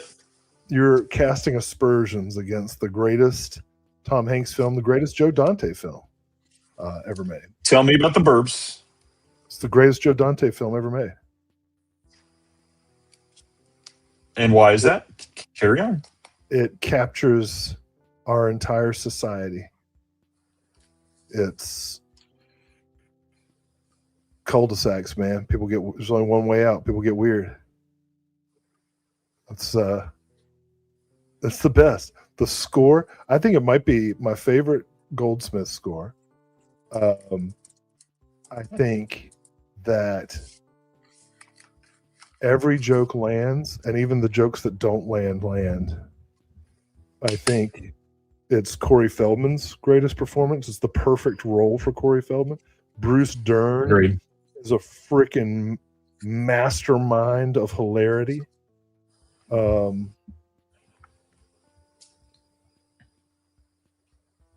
It's incredible. Everything, Joe Dante, everything that's happening on the periphery. This is the movie where it all happens at once. It's just so good. It's just so good. And I won't argue with anybody. Other people can have different favorite Joe Dante movies, and that's fine. Gremlins 2, Small Soldiers. I'll stand up for Small Soldiers as a favorite pick, but for me, The Burbs. Terry shouting out the movie Orgy is the best Joe Dante. Wow. Well, I thought Terry said the movie or. He fixed it. Oh, he fixed it. Okay. Oh man, you brought the French back. That was nice. It's just every performance in this movie is perfect. Every performance. This movie is actor quite nails funny. it. Yeah. Yeah. Everybody nails it. Everybody. All right, let's carry right on from the Burbs to Bowfinger, coming out on 4K on June 9th as well. Big on the comedy this month from Shout. This is Steve Martin and Eddie Murphy. Nothing new on this, but you got the old audio commentary with Frank Oz and looking back at Bowfinger with Frank Oz, some spotlight on locations, deleted scenes, outtakes, all that. How do you feel about Bowfinger? I feel like this is one that you would hate for some reason. I have no new extras. Some trading places. I'm trying to remember this one. I know I've seen it, and it was supposed to be like the big comeback movie, right? It was supposed to be, yeah. I like Frank Oz. I think he's underrated as a director, but I honestly don't have any memory of Bowfinger.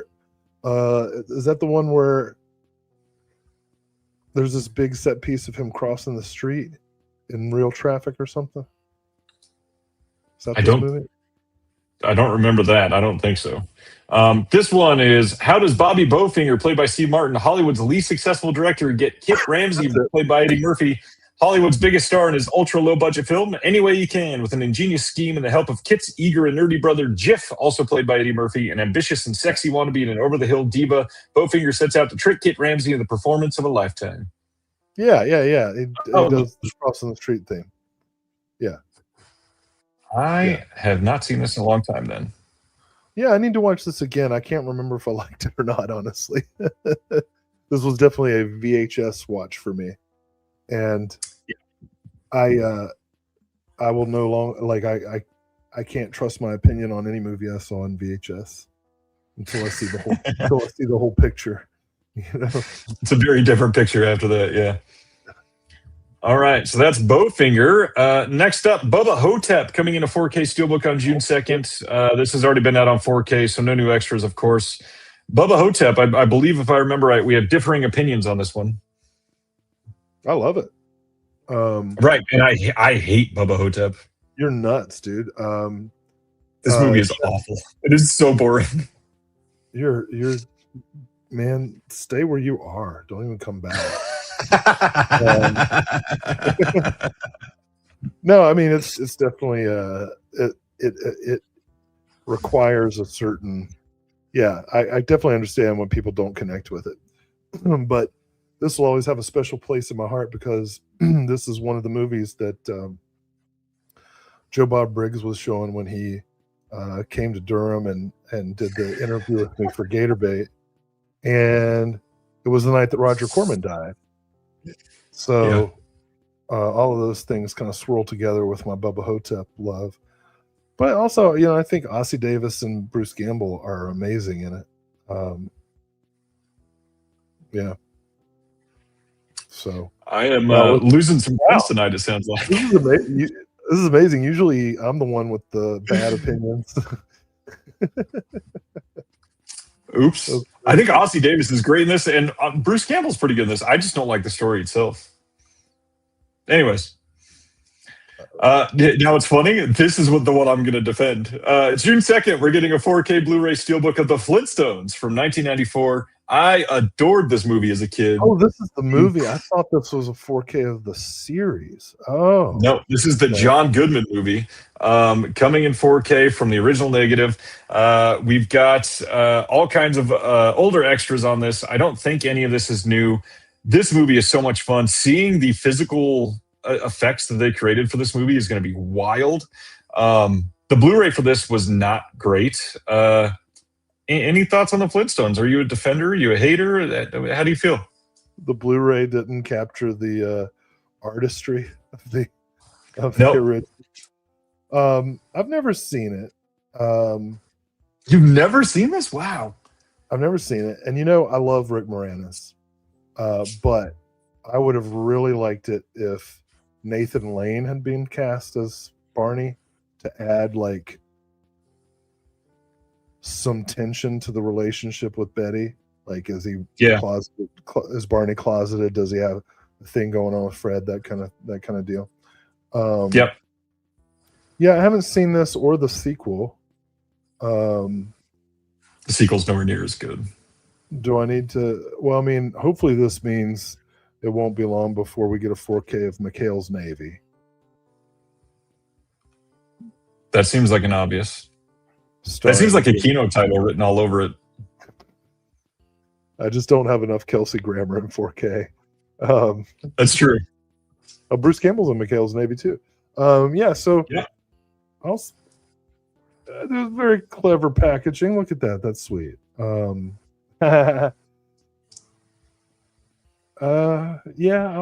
I guess if this came on, I'd watch it. I don't know. I don't have anything to say about it. I never connected with, when I was growing up, I didn't watch the Hanna-Barbera shows. I didn't get into Flintstones or Jetsons or any of that stuff. Just never watched the big thing here is Kyle MacLachlan is cast as the corporate skis ball, and he is perfectly cast in this. He is so good. Everything is great on this. I think this is unfairly maligned. It is a really fun movie. Kyle MacLachlan makes the movie.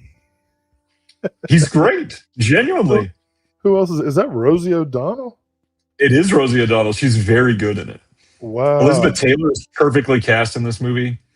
Wow. Okay. John Goodman, though, he's what's real classic about this. Wow. Okay. All right. GMI agree. Sergeant Bilko would be right behind McHale's Navy. Yeah. Bringing it full circle back to Steve Martin there. That was weird. There was mid-90s. They did movie versions of all the 60s TV shows. Notably, they skipped Hogan's Heroes. Don't know why. All right, I'm going to carry right along. Or maybe, I guess that Italian guy made it. Life is Beautiful guy. Roberto Benigni? Yeah. For all the names for me to know and just pull out of nowhere, that's the one I got. All right. June 9th, we're getting...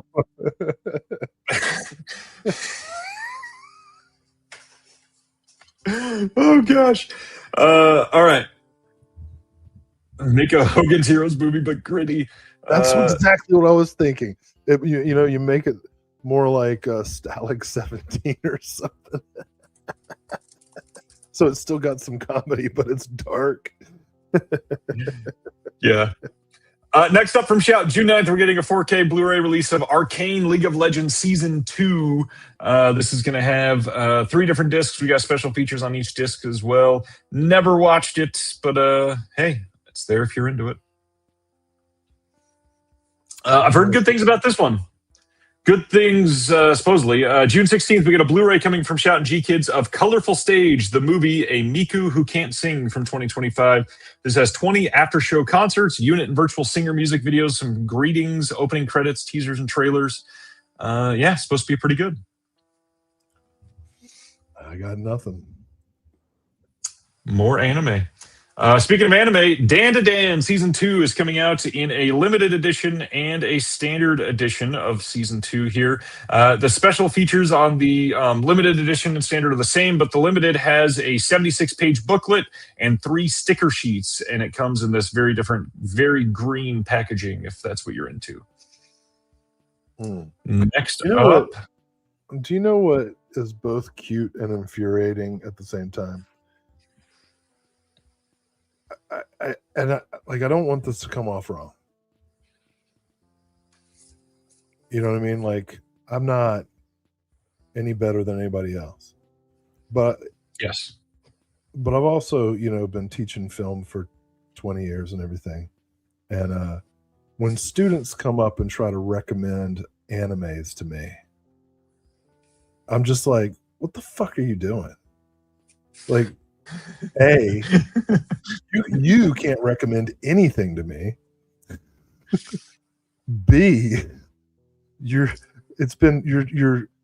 summarizing like 72 hours of an anime series that you obsessively watch, thinking that that's going to convince me to watch it. And I'm like, what is going through your head? Like, what in your experience of taking a class with me makes you think that you should come up to me after class and exhaustively describe an anime series and then ask me to watch it in like what little spare time I have? I'm like, yeah. So I don't know, Dan to Dan. I probably missed out on a lot of great stuff, actually. Me too. I've been told to watch Cowboy Bebop probably 85 times. Oh, that shit's dope. You should watch Cowboy Bebop. There's only like 15 episodes. You just did the same thing. No, I didn't describe it.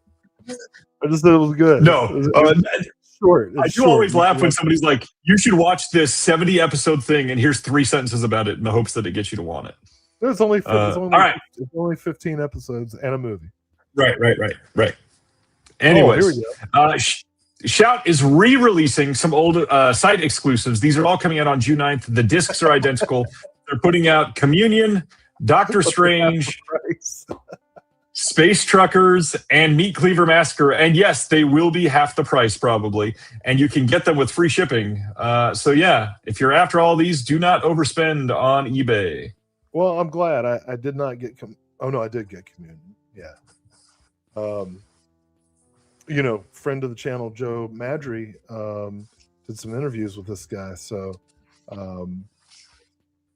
that has some extra resonance. Space Truckers, of course. Space Truckers is probably lower tier Stuart Gordon, but it's still pretty awesome. I love Space Truckers.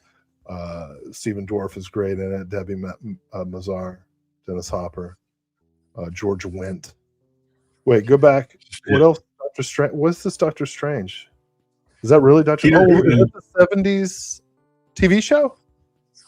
No, this is a movie from. Yeah, I think it's a TV movie, and that's Jessica Walter from Arrested Development. Yeah. Oh shit, dude! I want to get this. And then the last one is Meat Cleaver Massacre. I don't know this one. It's a famous poster, and that's about it. All right. Yeah. Cool. Well, that's it for Shout.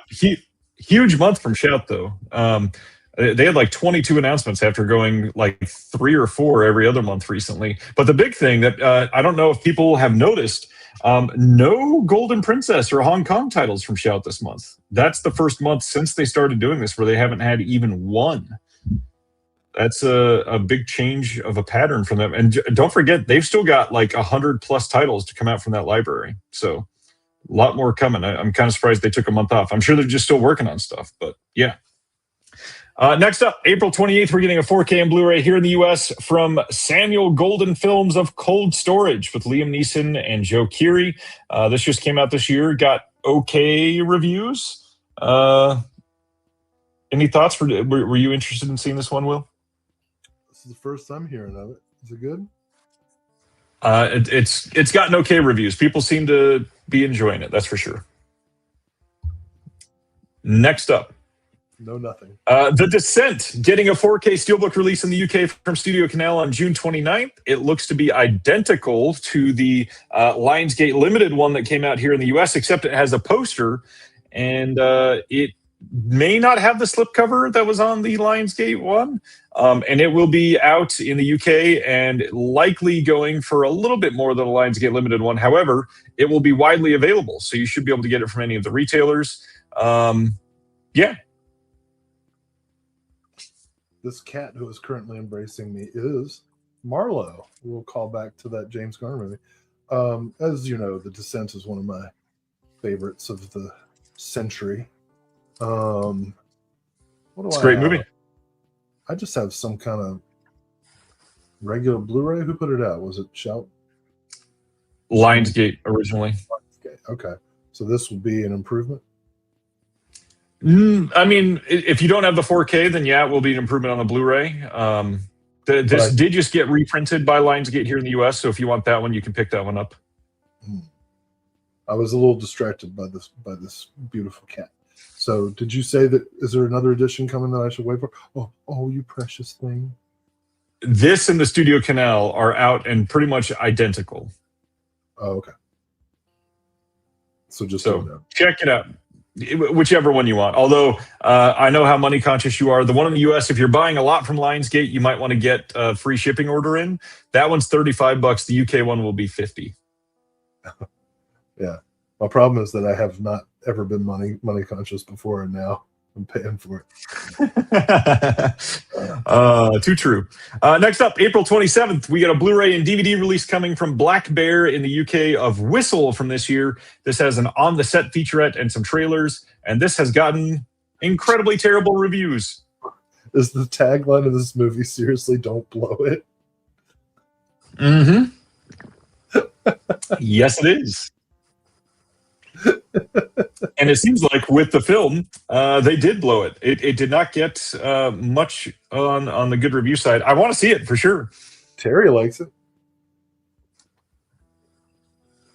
All right, going to our next one. The Maverick Queen from 1956 getting a Blu-ray release from Kino here soon with a new HD master by Paramount from a 4K scan of the 35mm negatives. This one's starring Barbara Stanwyck and Barry Sullivan, directed by Joseph Kane. Any thoughts on this one, sir? A Sarah Palin story. Which is Maverick. Technically, John McCain was the Maverick, but she all right, fine. I guess it's too obscure for you young people, but I just completely ejected all of my pop culture knowledge of Sarah Palin, just memorized Tina Fey. I tell you what, she made Tina Fey's career. She did. No, I mean Tina Fey already had a career, but she made her a leading lady. Look, you don't need me to tell you this is going to be worth a watch. Maybe I do. Thanks, Will. It's Barbara Stanwyck. I don't know this one. What? I want to hear what I was hoping you knew about this one. Kino putting out a 4K soon of The Pirates of Penzance from 1983. This will have a brand new HDR Dolby Vision master from a 4K scan of the OCN. Written and directed by Wilford Leach, who did The Wedding Party, starring Kevin Kline, Angela Lansbury, Linda Ronstadt, Rex Smith, and George Rose. Oh my gosh.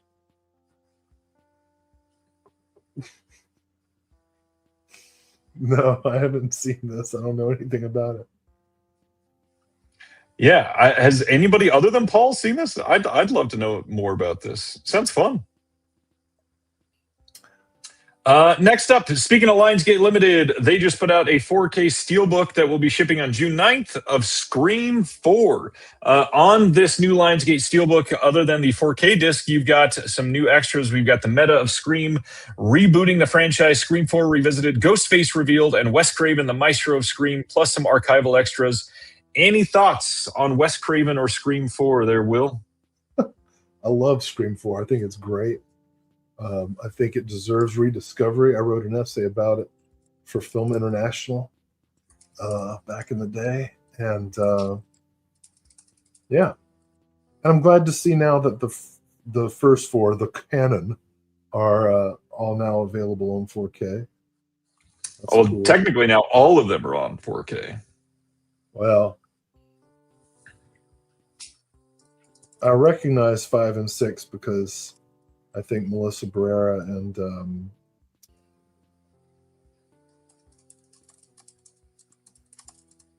Jenna Ortega. Yeah, I think they're very good in the movies. I haven't seen 7. I guess I will at some point. It's all right. All right. Next up. Some OCN stuff. We got a lot to cover this week as far as OCN. We're near the end. No, we're not. There's still 30 plus more after the Vinegar Syndrome stuff. We're maybe halfway through. The big thing is Lady in White was delayed. That was supposed to be coming out this month from Vinegar Syndrome. They are putting out all 3 cuts on 4K, and they will be releasing that later this year. But the weird thing about that is for subscribers, that means only 2 titles coming this month. And I think that's the first time that's ever happened from Vinegar Syndrome. I wondered about that. I was like, wait a second, guys. Okay. So I may be wrong, but yeah, I believe that's the first time that they've only done 2 single film titles. So the first one, we got to go ahead. I'm sure they'll make it up to us somehow. Maybe. We got a 4K coming this month, A Mutant. This was a previous, I think this was a Code Red title, right? Back in the day. Oh. This one is a 2-disc set. We've got a 4K scan from the original negative, archival commentary with the director John Bud Cardos, the producer Ego Cantor, and the actor Lee Montgomery. New commentary with Howard S. Berger and Steve Mitchell. Interview with Callie Lily Hauser, the widow of Wings Hauser.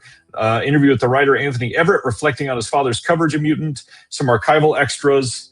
I don't think I've ever seen Mutant. Have you seen this one? Yeah, it's something. I'm really going to be curious. This is, another one that I've only seen on a muddy VHS transfer. So seeing what it's actually supposed to look like will be fun. It'll be a big difference. Yeah. And then the other VS title coming for the subscribers this month is Lucio Fulci Presents Escape from Death from 1989. This has this original slipcover here. And then there is the alternate slipcover, which you can get, which is stylized like the other one that they just did last month. Which to me, that means they're likely going to do all of the Lucio Fulci Presents in 4K here soon, and they're likely going to do 2 different type of slipcovers for all of them. Subscribers are getting both slipcovers sent to them automatically, just so you're aware. This one is directed by Enzo Milioni, director of Giallo favorite The Sister of Ursula from 78, co-starring Zora Kurova from Cannibal Ferox and The New York Ripper. This was produced as part of a series of direct-to-video and television films released under the banner of Lucio Fulci Presents, which includes Touch of Death and Umberto Lenzi's Hell's Gate. This will be a 2-disc set, newly scanned and restored in 4K from the original negative. Commentary with Eugenio Ercolani and Troy Howarth. Interview with the actress Zora Kurova. Interview with the actor Alessandro Freiberger. Interview with the composer Paolo Gatti. Interview with the film critic Pier Maria Bocci. Interview with film historian Eugenio Ercolani. And that is it. Have you seen this one, Will? No, but I love Sister of Ursula, so that needs to get that did get a release as part of one of the Giallo box sets, right? I don't think so. I think it's still on DVD for Severin. Am I right? I'm not sure. The one I was trying to think of that you might be right. It's in Forgotten Gialli Volume 4. Yeah, I've got 9 volumes of that shit so far. I think I've maybe watched 2 of the movies so far. The one I was thinking of that still needs it is The Washing Machine needs an updated release. Yeah. Have you seen that one? No? No. Okay. What the hell are you talking about? What's that? It's an old Gialli that it got this really beautiful release from Shameless back in the day, but it hasn't gotten a U.S. release, I don't think, ever. I don't know that one. All right. Okay. Carrying on, the VSA line is getting a 4K of Faces of Death. I am just shocked we're getting a 4K of Faces of Death. This has a commentary with the director, newly discovered, never-before-seen outtakes called Buried Footage, some archival featurettes. Scholars and genre experts examine the controversial origins and lasting cultural impacts of Faces of Death. There's a spot gloss slipcase edition designed by Stake Mountain, limited to 5,000 units, including a 40-page perfect bound book, plus a title sticker that you see on the screen now, which may or may not be placed on the cover. Your call. This will likely be followed by a standard edition in the future. Any thoughts on Faces of Death getting a 4K release? Not for me. I don't find it entertaining to watch people actually be killed.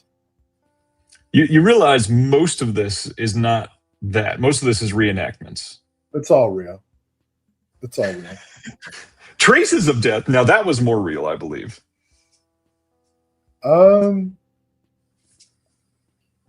If this had been part of the subscription, I would probably watch it again.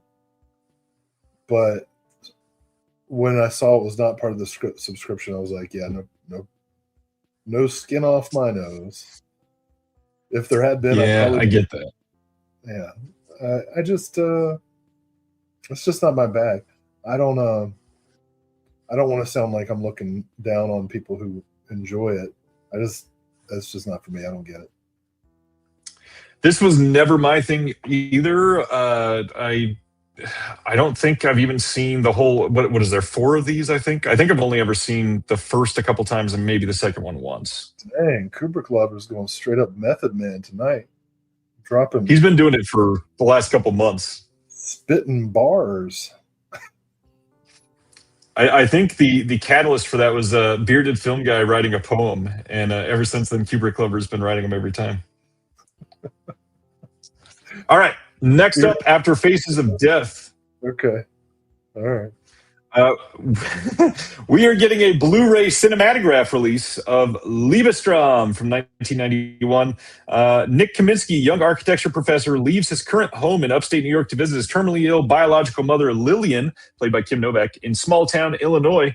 Nick's college friend, Paul, played by Bill Pullman, is in the process of preparing to demolish an aging department store building in town that was the site of a violent crime years prior, which Nick intends to study the architecture of before he leaves town. After meeting Paul's wife, Jane, who he's immediately attracted to, Nick starts to unravel dark secrets about his past and his family. This one is directed by Mike Figgis. We get a new audio commentary with Mike Figgis, moderated by Justin LaLiberty. New commentary with Elaine Silver and Christopher Coppola. New video interview with Mike Figgis. New video interview with Martin Hunter.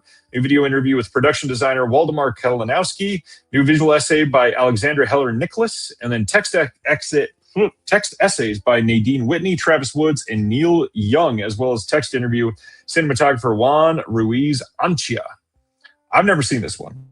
They got Neil Young on this? That's what it says. Text essays. Keep on rocking in the Liebestrom. Bum, bum, bum. That's German. Have you seen this one? Dreams of Love. No, I haven't. I don't think I'd ever heard of this one before this got announced. It's underseen. Says it right there. Seems like it. Next up, we got 2 sets from the VSL line this month, which are pretty interesting. I'm gonna pass this to you, Will. How do you say this French title? Ténèbres Françaises. That doesn't have any. Ténèbres Françaises. I don't have anybody. Oh gosh, my tutors are not here. Yeah, gotta see some Klaus Kinski rocking it over there. Looks like they're more so this covers Deutsche. 1970 to 1977. We've got The Cousins, we've got Who, and we've got The Secret and Golden Knight. And then on the extras, we've got newly restored by Vinegar Syndrome from Studio Supplied Masters, video interview with the director Robert Enrico and actors Marlene Jobert, Felipe Noiret, and Jean-Louis Trintignant. I've never said that one properly. Go ahead, Will. How do you say it? Trintignant. Trintignant. Sure. I'm going to say Trintignant. Is that proper? It's Trintignant. Oh, I know. I'm just making up sounds and funniness. Multiple video interviews. We got visual featurettes now with Robert Enrico unveiling Le Secret for Belgian TV. Some other interviews, reversible sleeve, new subtitles. This is an interesting take on VSL. They've not done stuff like this before, but funny enough, we had another one to cover that's very similar to that. Any thoughts on these French thrillers? Did not do this immediately, but I do want to get this. This is on the wish list. This looks cool. I would agree. And then the next one that is coming up with this, Eurocrime Rarities Volume 1, which hopefully that means we got more coming. This also covers 1970 to 77. We've got The Day of the Cobra, directed by Enzo G. Castellari. We've got... looks like what? Looks like Eddie Murphy's Soul Glow characters in this one.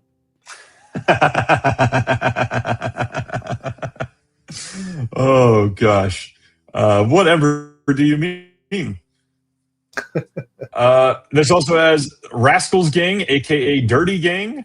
It's got the Iron Commissioner, and is that it, or is there one more? There's one more. I think. Nope, that was it. Iron Commissioner is the last one. There's only the two. Well, I ordered. No, I named three. Oh. Day of the Cobra, and then Rascals Gang, and then Iron Commissioner. Yeah, I wasn't listening to the Day of the Cobra part. Yeah, I ordered this one immediately. I mean, if you're going blind buy, you can't go wrong with a Stelvio Massi and Enzo Castellari. So, yeah, in one box set, that's pretty great. Yeah. Extras on every title. We've got commentaries, we've got interviews, lots to cover. This looks right up my alley. Very much feels like a will release.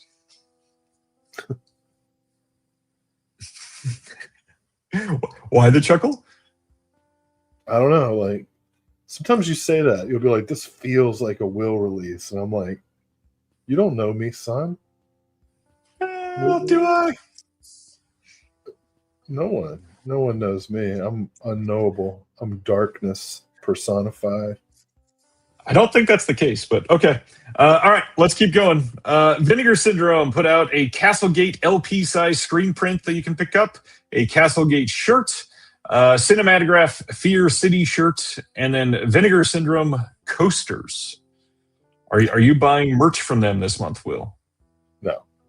Although my youngest daughter wants a skateboard, and she saw one of the Vinegar Syndrome decks and liked it. So I am about to do an onslaught of. Are you going to do your points on it?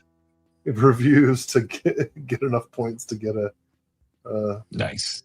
Yeah. Skateboard for my little girl. Sweet.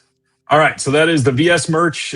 This also was the annual April Fool's Day purchase. And the big thing this year, some things have changed. Usually they put out like a teaser video, something that could clue you in. The only thing they said this time is the title, Major City in Western Pennsylvania or the Pittsburgh Project. Details, not official title, listing details. Exact content to be added shortly. Do not purchase. Questions, are Oscar and Dave okay with this? Consider raising the price. And they said this special insert noun will only be available on our website until tonight. This was on April 1st. It will not be included in any subscription or sold at any conventions or retail stores. Ordering this product will not affect the shipping date of your April items. Whatever this is will ship later in 2026, aka after the Black Friday sale later this year. So everybody's looking at this saying Western City, Major City in Western Pennsylvania or the Pittsburgh Project. And then there was another clue listed online that hinted into some Romero type of associations. And everybody's running rampant with, could this be everything from Dawn of the Dead? It's clearly not Dawn of the Dead. Or could it be some like roadshow release of Night of the Living Dead? Could this be what is the full title? The Pharaohs of Pittsburgh or whatever with Savini. Do you remember that? I want it to be a 4K of all the right moves. Yeah. Wouldn't that be awesome, though? That would be wild. They would never do that as part of the April Fool's thing, but yes. I mean, what would be more surprising? It would be surprising, but they would not lock that to a single day purchase, I would say. Cowards. I'm not real sure what this could be. You don't know? I've got a lot of ideas. No. What's your best? Oh, we can talk after. Oh, you're not going to say? I mean, my best idea is it's likely associated with somebody from the Romero camp from that area. It's probably something that was either tied up due to rights or something that they found in their archive that they couldn't untangle or something, and now this is the only way to get rid of it. There's the full title: Bloodsucking Pharaohs of Pittsburgh. What if it's that? What if it's that version of Night of the Living Dead that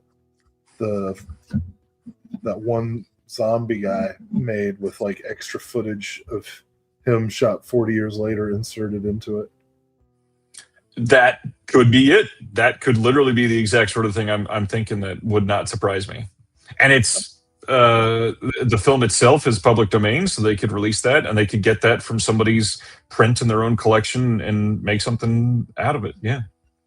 Well, there you go. I'm going to get on my FanDuel. I can't wait to see it.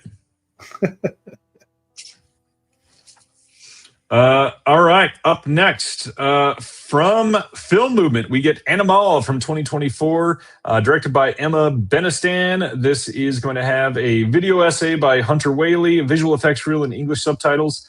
I had not heard of this one. Had you seen this one, Will? Or heard of it even?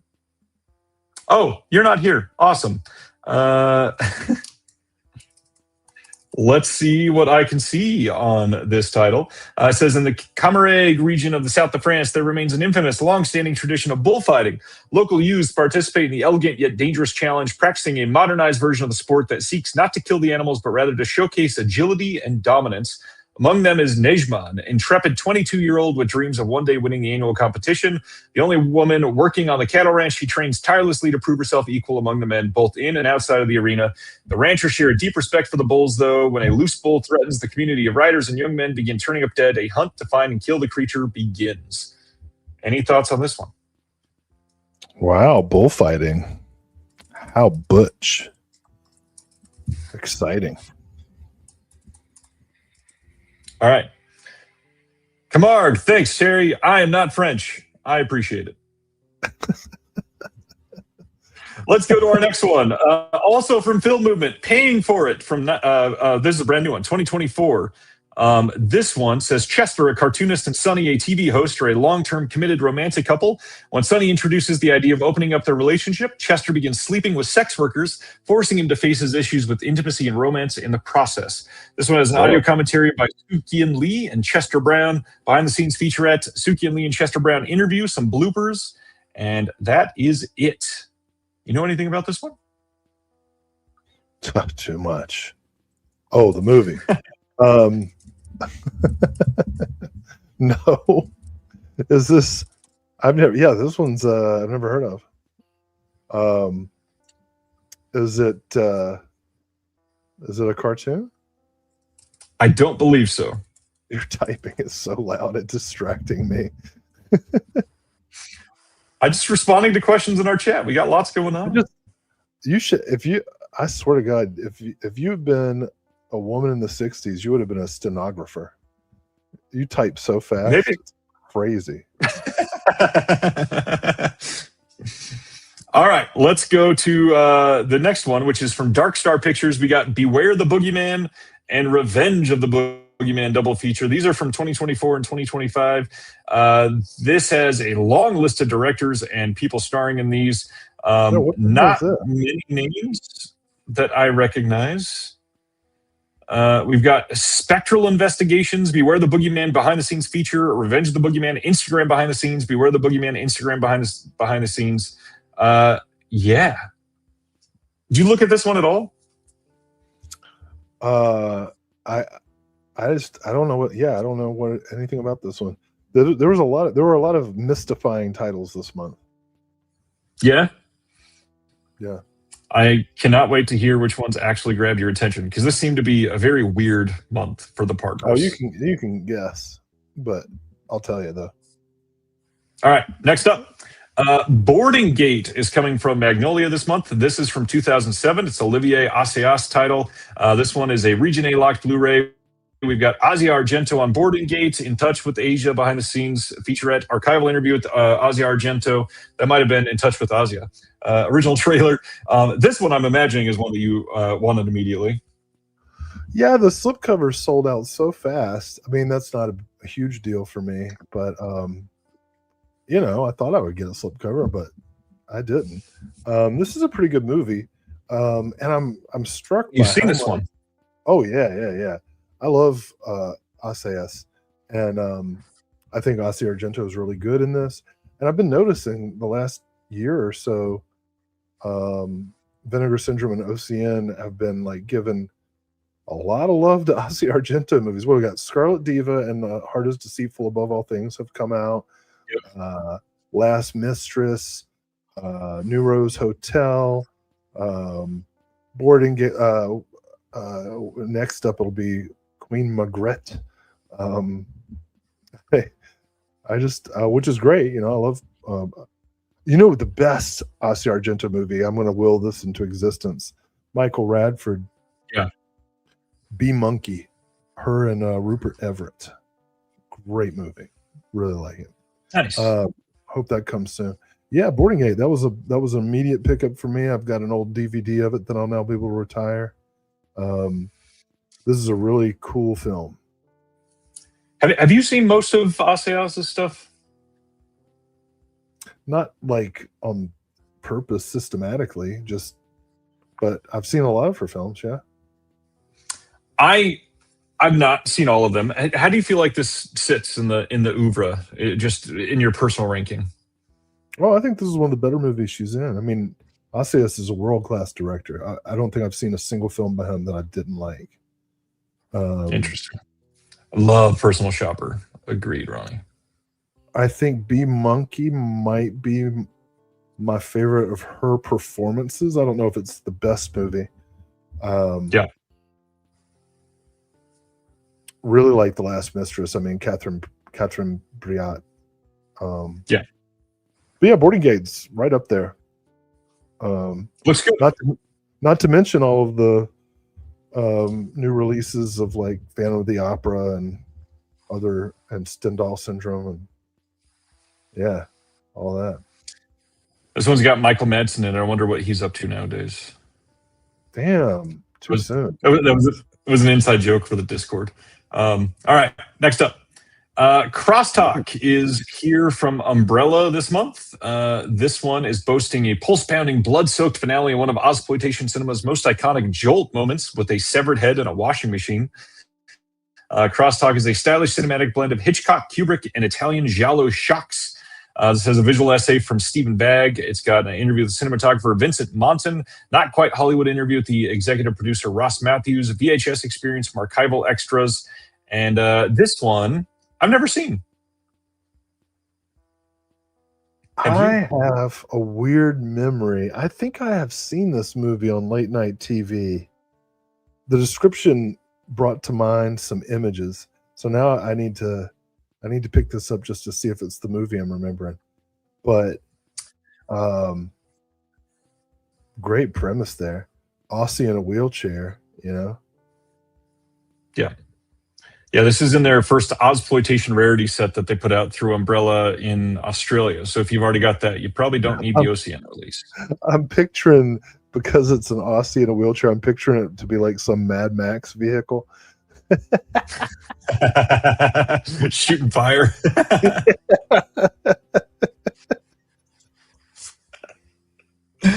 Oh, man.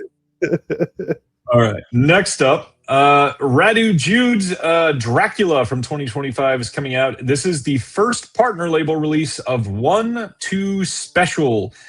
This is a boutique now releasing company that just put out the first film from Harris Dickinson that directed his first directed film last year. And Radu Jude's Dracula says a frustrated filmmaker turns to an AI chatbot to help make his latest movie a hit. The result is a series of hilarious vignettes exploring the past, present, and future of the Dracula legend. Cinematic provocateur Radu Jude returns with another boundary-pushing epic featuring wild chases, thwarted romances, spooky creatures, lots of blood, and much more. This is almost 3 hours long. We'll have a trailer, new interview with Radu Jude, a New York Film Festival intro, and a book of new writing by Maxwell Paparella. I've been wanting to see this for quite some time. Well, I don't believe you because it's only been out for less than a year. Well, I wanted to see it in theaters last year, and I never got a chance to. Hold on a second. Who was the other filmmaker you just named? Radu Jude? No, before that. Before you started the description. Another movie they released? Oh, Harris Dickinson. The guy from Baby Girl? The person's name is Harris Dickinson. Dickinson. person's name is Harris Dickinson. Yes, I believe so. Okay. Why are we questioning this? I really like Radu Jude. I don't know if I like. Just completely ignore it. I don't know if I like anybody enough to watch a 3-hour movie though. Oh my god. Okay, so this makes me feel better because somebody had told me that this movie was like actually used AI, but no, that's just part of the story.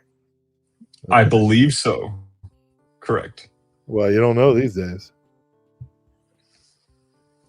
I still am confused why you just made me say Harris Dickinson 5 times. Bro, let me tell you something.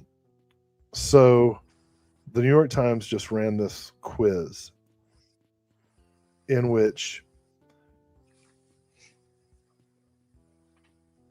they pair up passages of literary fiction, fantasy, historical fiction, and poetry. One passage is written by a person and one passage is written by Claude, the AI that is a traitor to our country. And yeah. And you're not asked to figure out which one is which. You're asked to pick which one is more appealing. And so I took the quiz and I picked the AI every time. It was the first time I had seen AI write stuff that was like elegant. And right. to test it, and so I took it to one of my classes and I had them do it. Like people vote. And they were fooled a lot of the times as well. Or not fooled, but they preferred what the AI chat had written. So we're already almost there. I mean, I've experimented with like the free versions to like see what kinds of see how different prompts can produce different stuff, and most of it's crap, but yeah, really obvious. But some of it I'll put in a prompt and it'll give me like several paragraphs from like, shit, this would be usable. I don't know, I don't like it. I mean, great for like letters of recommendation templates or something, but I don't I don't even like that. I understand using it for things that can save like analysis time, but anything for like creative necessary items, God, it's depressing. But yeah, like if you've got a spreadsheet with like 1,000 pieces of data in it and you just ask it to categorize certain things, that makes sense. That's saving a lot of really obvious time. But yeah, these people that are like, here is the book, give me a half-page synopsis so I can discuss it, is like, what? You're feeding it the entire novel? What are we doing? That's idiotic. And then the amount of people that are using it for answers to things that are all like legitimately very obviously wrong is terrifying. Oh yeah. People that are using it like as a Google alternative and saying, I'm going to ask ChatGPT what the answer to this is, and ChatGPT can just pull wrong answers from any other source. What are we doing? Like, use Gemini. You know, even then, like, ChatGPT is not for answers; that's for validation. Okay, but people are. That's what I'm saying. They use ChatGPT for therapy. It is embarrassing what people are using it for. It is crazy. Anyways, you ever seen that commercial where I don't remember which one it's for. It's probably some stupid one like Copilot, but there's a commercial where like this guy's wife calls him and says, I gotta work late, you gotta take care of the kids, and he's like, fuck. And so he gets AI to give him like a recipe and a children's bedtime story. Guy can't be bothered to find a book on the shelf. He's like, write me a bedtime story. Yikes.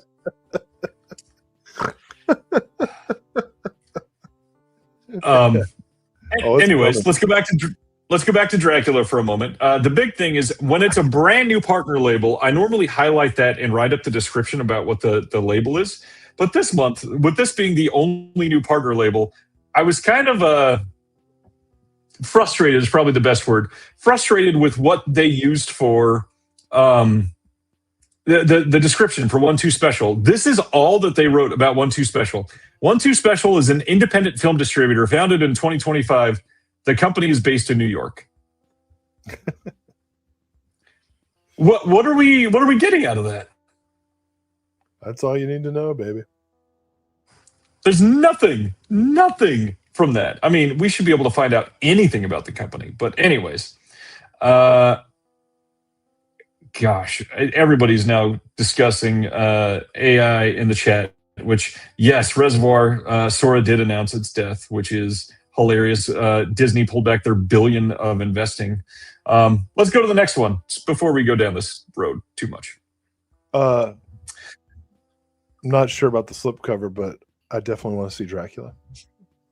Yeah, it sounds pretty compelling, and I've heard nothing but great things. This one that I'm dying to see restored and great.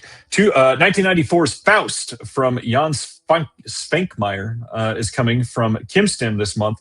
This is the title that I'd hoped that Deaf Crocodile would have been able to get, but they did not. Kimstim got this one. This is a rendering of the infamous Dr. Faustus fable of temptation and damnation. This is a new audio commentary with the film historian Adrian Martin, book new writing by Irina Kovarova, who is from the film archive over there. Are you familiar with much of Spunkmeyer's oeuvre? Well, it's like 4 different ways to say that name. He did a lot of like stop motion animation back in the day. Oh, Alice. I've seen Alice. Yep. Okay. Cool. While you talk about that, I'm going to plug my laptop in. Keep going. Seems like something you should have done before now. I thought that we could have gotten done before it died. I guess not. What are you thinking? Yeah, no, I'm not terribly familiar. So I don't know what you want me to say. I'm always interested in Faust stories. You know, one of the great tragic stories of humankind. What are you doing in there? I'm sorry, I dropped like 6 things. Let's have you go to the next one, and you can tell everybody. It's hilarious. When I first started doing this, you were like, "When you're not talking, mute your microphone." And now, like, where the hell are we? New Zealand. That's where we are. New Zealand. We're werewolves, not swearwolves. Tell me about Holler. You've got a lot of jokes you've made about Hollers over the years. I grew up in one. So, this is a movie about people in Ohio who think they're Appalachian. Not quite the case, but let's see. Sounds kind of like a redneck Charlie in the Chocolate Factory here. She finds a golden ticket and working in the scrap yards. Oh, this sounds kind of cool, actually. Oh, Pamela Adlon's in it. Yeah, I'll see this. So Jessica Barden stars in Holler, a film by Nicole Regal. Let's see, I don't have my reading glasses on. But I guess I'll step back into the hosting duties. This is coming from what partner label? I don't know. IFC? Okay, it's IFC. This is from 2021. In a forgotten pocket of Southern Ohio, where American manufacturing and opportunity are drying up. It says dying up. That's a typo. Drying up. A determined young woman finds a ticket out when she's accepted to college. What happened? I lost my Instagram. Oh, dude, it looks like Ryan. It looks like Ryan accidentally turned his computer off. So Stan's asking, who is Jessica Barden? I have no idea. Colton asks, if it's Ohio, does that mean it's yes, it is Vance adjacent in its depiction of Appalachia. Those people probably say Appalachia, which is the worst. Paul Berryman asks, did we lose Ryan? Absolutely we did. I have no idea what other films have been released this week or announced this week. So we'll have to figure that out together. But let me tell you, I've been looking forward to this for some time. Since Ryan's not here, I can confess to you all, I've missed him.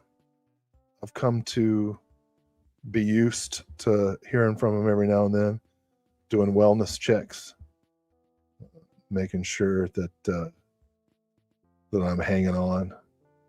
And it's been tough. It's been tough these couple weeks without him around to drag me out of the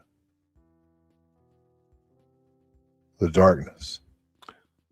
Now here I am with you, fine people, who stick with this show through thick and thin for reasons that I would never speculate on. And I'm glad for it. So what I'll do now is I'm going to attempt to locate Ryan's Instagram, and I'm going to pull it back up to where we are and see if I can continue on for a bit. Here we go. We're at Holler. I have located it. And now I'm going to do a little share screen here. Look at that. Did I get it? I got it. Boom. Here we go. We're back in business, baby. All right. Alongside her older brother, Ruth Avery joins a dangerous scrap metal crew. We don't need you. Go home. A dangerous scrap metal crew in order to pay her way. Together, they spend one brutal winter working the scrapyards during the day and stealing valuable metal from the once thriving factories at night. With her goal in sight, Ruth finds that the ultimate cost for an education for a girl like her may be more than she bargained for, and she soon finds herself torn between a promising future and the family she would leave behind. Audio commentary with writer-director Nicole Regal and stars Jessica Barden and Gus Alper, with an introduction to the film by executive producer, noted dramatist Paul Feig. All right. Isn't it Feig? I don't give a shit. Yikes.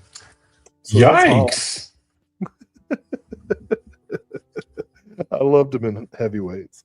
I don't know if it's Feig. Whoa, what happened? Now you don't have to control it anymore. I don't have to, or I'm not allowed. Just taking it off. I'm taking it off your hands. Wow. Like so many things.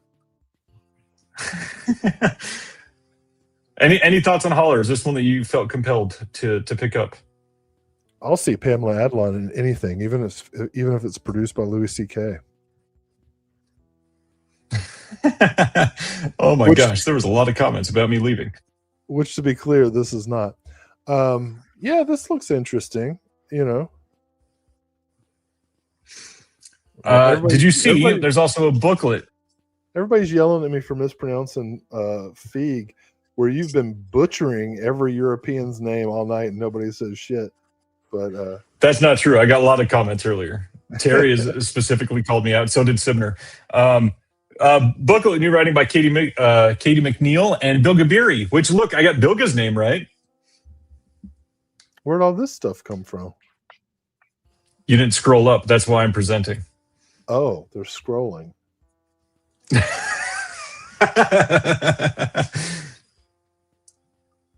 Well, I appreciate that they said holler correct. One of the frickin' Kennedys made a documentary called American Hollow, and they say it hollow and not holler. Yikes. I mean, it's spelled hollow, but it's pronounced holler. You know what I mean? Like, you don't. Right. All right, let's keep going now that we're back to semi-normal. Art Label is putting out Holy Trinity. This is from 2019. We're not. You're frozen. Well, when I go on another tab, I'm always frozen because I have so many tabs open right now. Chrome is not happy. So this one says, after an incident huffing her drug of choice, a mysterious aerosol can from the ubiquitous Glam Hag brand, she finds herself with a newfound gift for speaking to the dead. Confused and more than a little curious about the strange turn of events, Trinity seeks the counsel of a colorful cast of characters, from priests and drag queens to a witch and more, all of whom teach her their unique spiritual practices. This has a feature-length commentary with the director Glam Hag and production designer Mood Killer, a 19-part documentary on the making of Holy Trinity that's 2.5 hours long, and a 2022 short film by Glam Hag and Sarah Sherman, plus some commercials and other segments. This one looks wild. Yeah, I don't know. Sarah Sherman's that. She's on Saturday Night Live. New Saturday Night Live, yeah. Right. Any thoughts on Holy Trinity?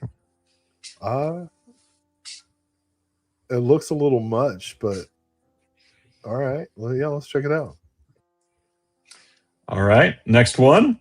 House of Dreams, one of the fastest sellers for this month, is from Bleeding Skull. This is from 1963, and it says it would be found right at home on a triple feature with Meshes of the Afternoon and Carnival of Souls, which is why they're providing you with Meshes of the Afternoon and Carnival of Souls on this disc.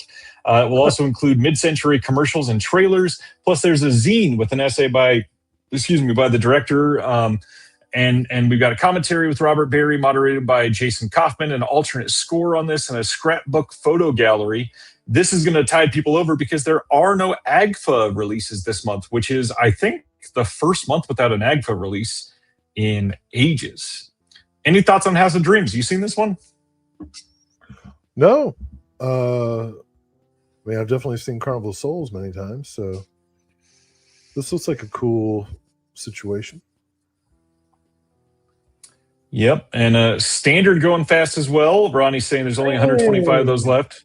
It'll get reprinted, of course, but yeah, if you're wanting it this month, only 125 left. Next up is from IFC, and it's I Sell the Dead with Dominic Monaghan and Ron Perlman and Larry Fessenden, directed by Glenn McQuaid. This has a new audio commentary with the director Glenn McQuaid and Larry Fessenden. New commentary by Simon Abrams. Some video intros to the films, new video interviews with Ron Perlman. We've got Grimes and Blake pitch reel, some old archival extras, and a book with new writing by Isaac Feldberg. I had never seen I Sell the Dead, as somebody that has appreciated some Larry Fessenden. Have you seen this one?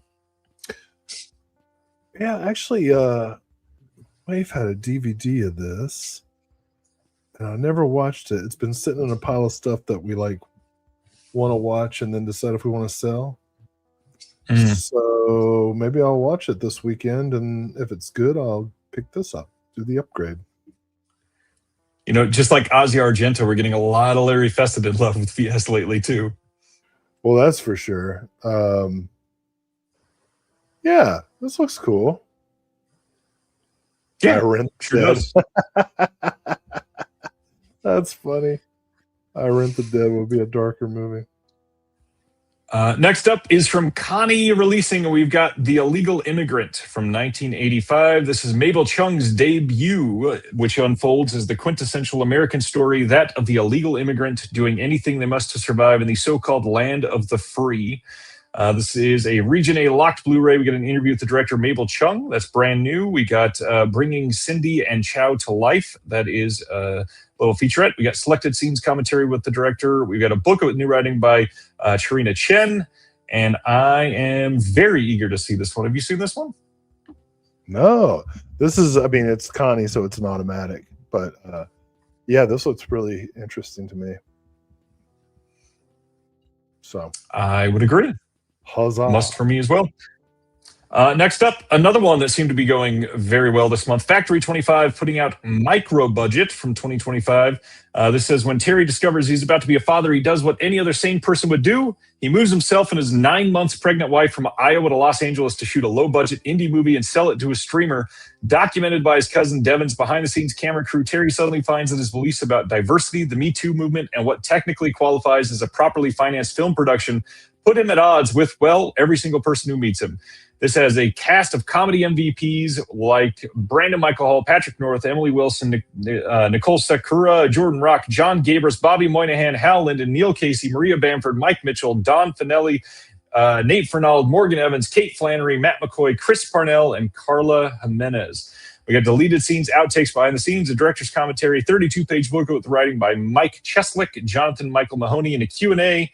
And that's got all kinds of big names in the Q&A as well, moderated by Haley Joel Osment.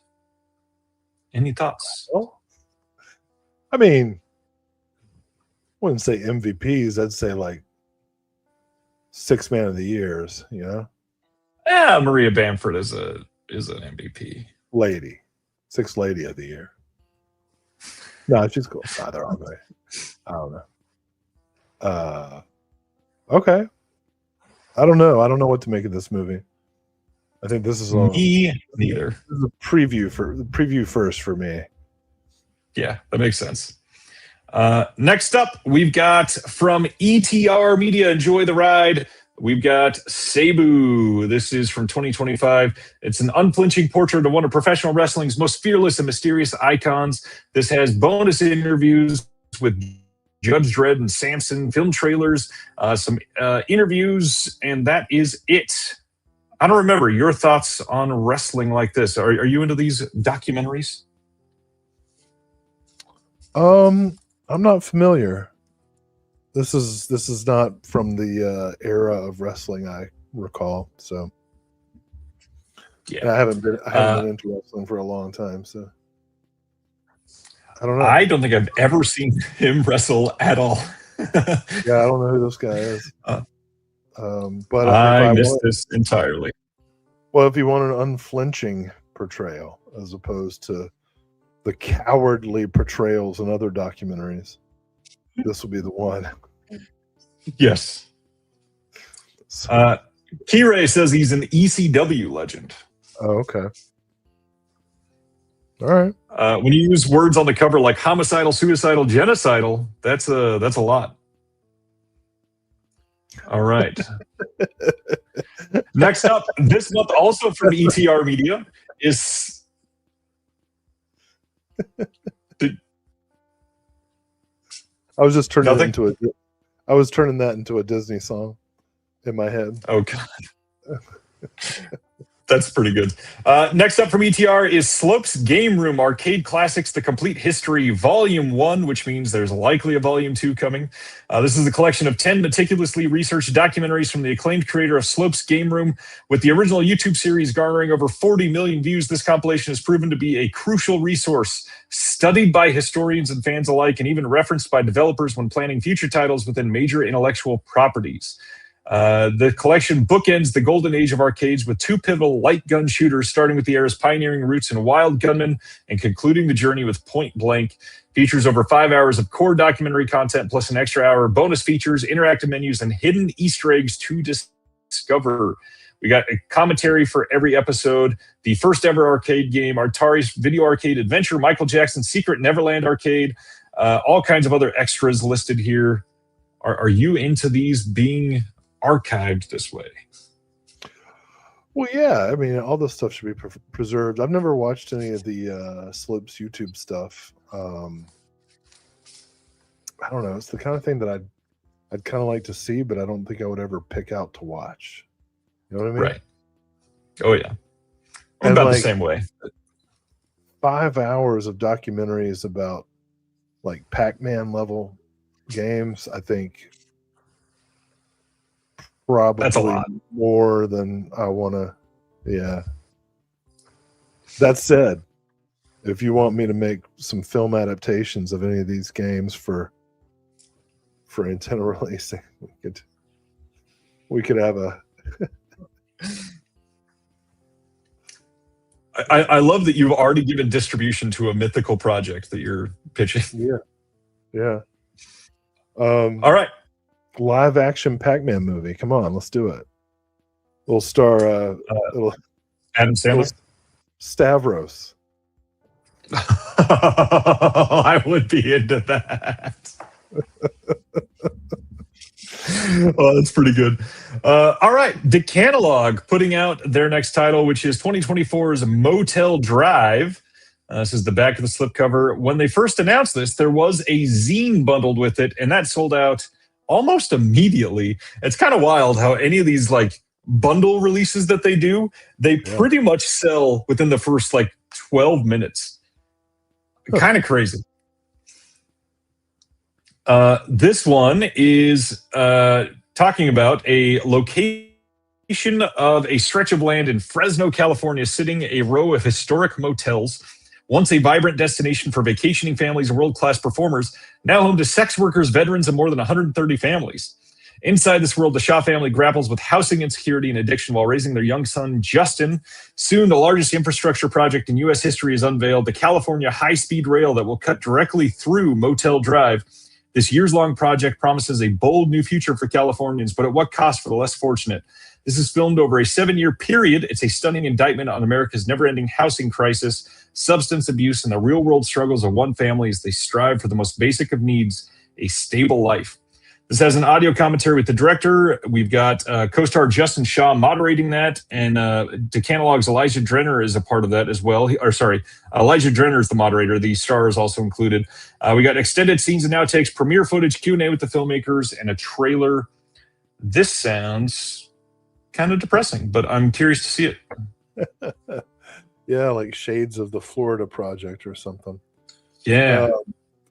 I've always thought that old outlet malls and motels should be repurposed into shelters. Affordable housing.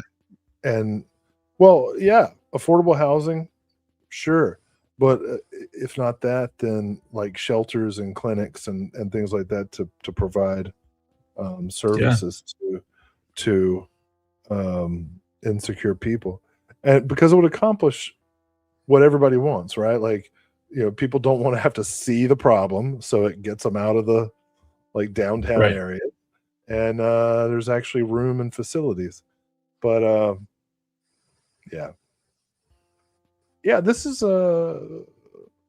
this looks really interesting. I thought it was a documentary at first, but it's a narrative film.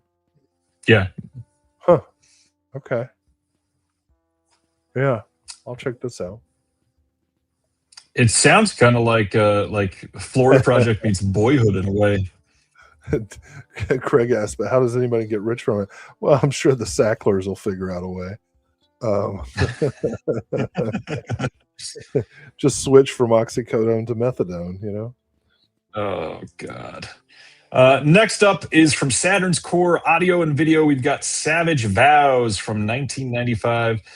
This one is the sole directorial effort by the frequent Polonia Brothers actor and collaborator Bob Dennis. This is both a disquieting neon analog nightmare and a singular and strangely cozy Polonia-adjacent hangout slasher. We got an introduction by Mark Polonia, audio commentary with Bob Dennis and the cinematographer Mark Polonia, audio commentary with Douglas Allen Waltz, publisher of the Polonia Papers fanzine.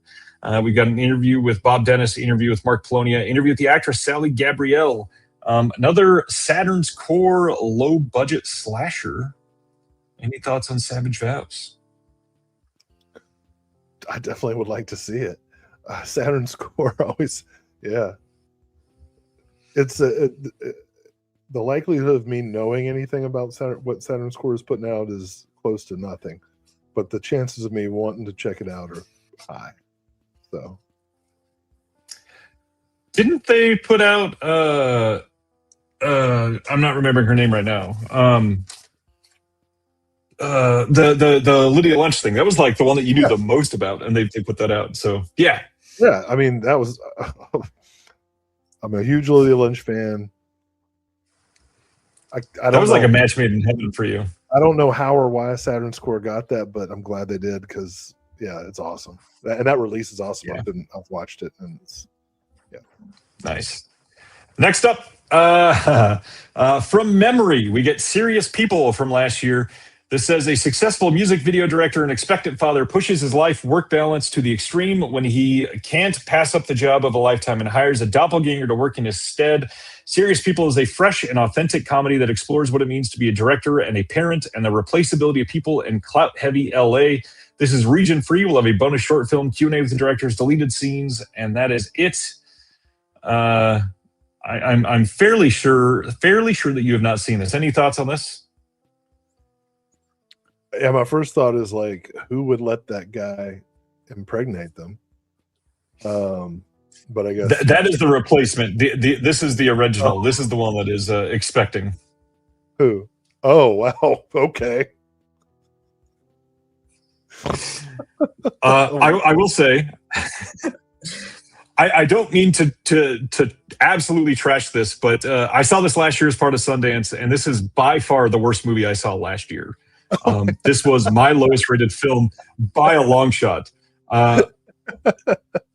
I hated this movie. There was nothing nothing that I liked about this movie at all. Yeah, this was irredeemable altogether. No holding back.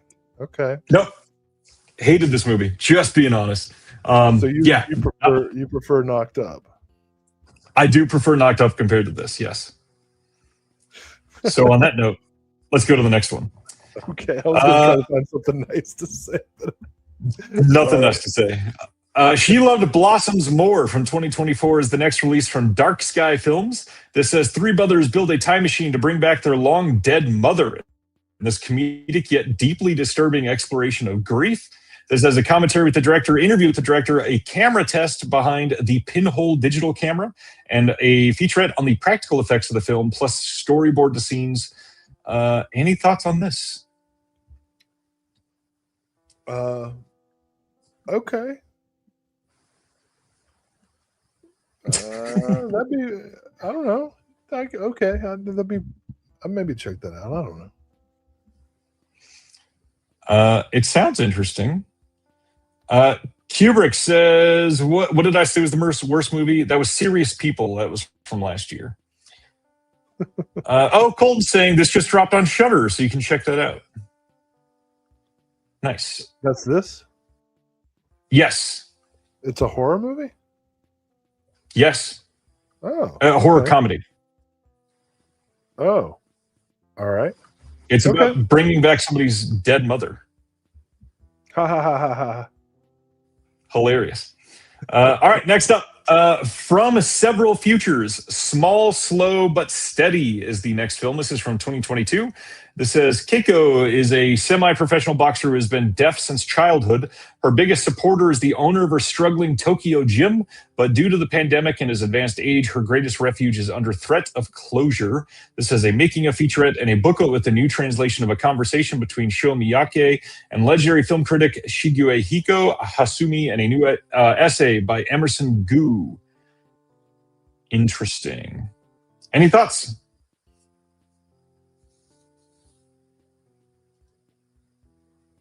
That's it. I know some silence. I don't know. This is one that could be cool. Intriguing. Several Futures has done some interesting stuff. I mean, it's got to be better than $1 Million Baby. You know? Has to be better. All right. Just by virtue of existing. By virtue of existing. Okay. Next up, The Spine of Night is getting a 4K and Blu-ray release from Shudder this month. You should be able to check this out. This is an animated film. We did commentary with the directors on this, making of documentary, deleted scene, and some short films, plus a book with new writing by Joshua Dysart. As far as I can tell, the big thing here that is a bonus for this compared to the old Blu-ray that came out is the proper aspect ratio is something that people were after. It was not on the Blu-ray. There was a German release that had the proper aspect ratio, and now you can get that as part of this 4K release, plus the upgrade to 4K. Any thoughts? Have you seen this? This is a big Shudder piece. I wasn't familiar with it, and I watched the trailer and was like, "Holy shit, this looks great!" Is it good? Yeah, supposedly this is amazing. Yeah, I'm gonna definitely watch this weekend on Shudder, and if I like it, I'll pick it up. Nice. Oh, it's 4K. All too? right. All right. It is 4K, yeah. I had people questioning if this was an April Fool's joke. It is not. Canadian International Pictures releasing Star Wars Kid, The Rise of the Digital Shadows from 2022. Decades after becoming an internet sensation, Ghislaine Raza breaks his silence about his 2003 video of his lightsabers dancing thing. This is a new audio commentary with the producer, the filmmaker, and the subject of the film. New audio commentary with Patrick from the George Lucas Talk Show and Star Wars Insiders, Brandon Waynardi. New interview with Fournier, the director. We got a Q&A with the subject of the film, extended interviews, and more. There's a documentary on this guy. Any thoughts, Will? Well, it's not really a documentary about the guy so much as it is about the phenomena of becoming a ubiquitous, decontextualized meme. And I gotta tell you, I think it's disgusting. You know, when an adult does something embarrassing on video, okay, fair game. Do whatever you want. When a kid does something embarrassing on video, leave it alone. What people on the internet did to this kid is disgusting. I have no jokes. There's nothing ridiculous. It's a kid. So I don't even know if I would feel comfortable watching this documentary because I would be so get the fuck down. Sorry. My cat was getting into At least he's involved in it as an adult, and it's not just as a kid. Yeah, I actually do kind of want to see this now, but like, I don't know if I get so angry when I see people take content, you know, with a kid and make. I don't even like seeing. I'm not even comfortable with like cute baby stuff because it's not. You know, it's a living child. It's not yours. You don't have anything to say. You know. I get that. And God, for a pubescent adolescent to be immortalized in the way this kid has been, awful. Yeah. I'm so grateful that this kind of technology didn't exist when I was young. Same. Oh, same. You know? Yeah. Well, after that conversation about consent, let's take a trip over to Melusine. Oh my God. What the fuck is wrong with you? Why? Wow. Oh, it's funny. It's actually a fairly large month over on Melusine. Lots to discuss. The first one, Distriptix is releasing The Naughty World of Stanley Long, covering 1969 to 1974. They've got The Wife Swappers, Groupie Girl, Sex and the Other Woman, and Eskimo Nell. This is a straddling the igloo. Yep. Let me go back to it. Oh, that's so funny. So yeah, there is a lot happening on these releases this month. This is going to be a 2-disc region-free Blu-ray. We've got all these newly restored in 4K from their best surviving film elements, never before seen continental sequences for The Wife Swappers and Groupie Girl. We've got a bonus continental sequences for Stanley Long's films Naughty and On the Game, audio commentary on all 4 by Gavin Whitaker, and then a theatrical trailer for Groupie Girl in an archival image gallery. This is so much Stanley Long stuff. For those that might recognize the name, this is the filmmaker that got the Adventures box set from Indicator, a couple of years ago now, I think, at this point. It's been a while. This would make a really great companion piece to that if you got that box set. These are all supposedly pretty great. I've never seen these. The ones from the Indicator set, though, were pretty fun. A couple of them were better than... there was one that was... a bit worse than the others, but it was definitely worth watching. I didn't realize Will was leaving. I was about to ask him what he thought about that Indicator set if he had it. He can hear me. Will, did you check out that Indicator box set? Have you seen anything from Stanley Long? I actually think it's right there. Haven't watched those yet. Okay, so these are all softcore then. I believe at least one of these is hardcore and not soft. Do they say? Well, now, quit biting my cord. The cat's biting my cord. It sounded like it when you're telling it to quit biting it. Yeah, that's probably dialogue from one of these movies. I know nothing. I'm glad these are being preserved. I don't really see a place for me to be able to ever see any of them. Come on, cat. Oh.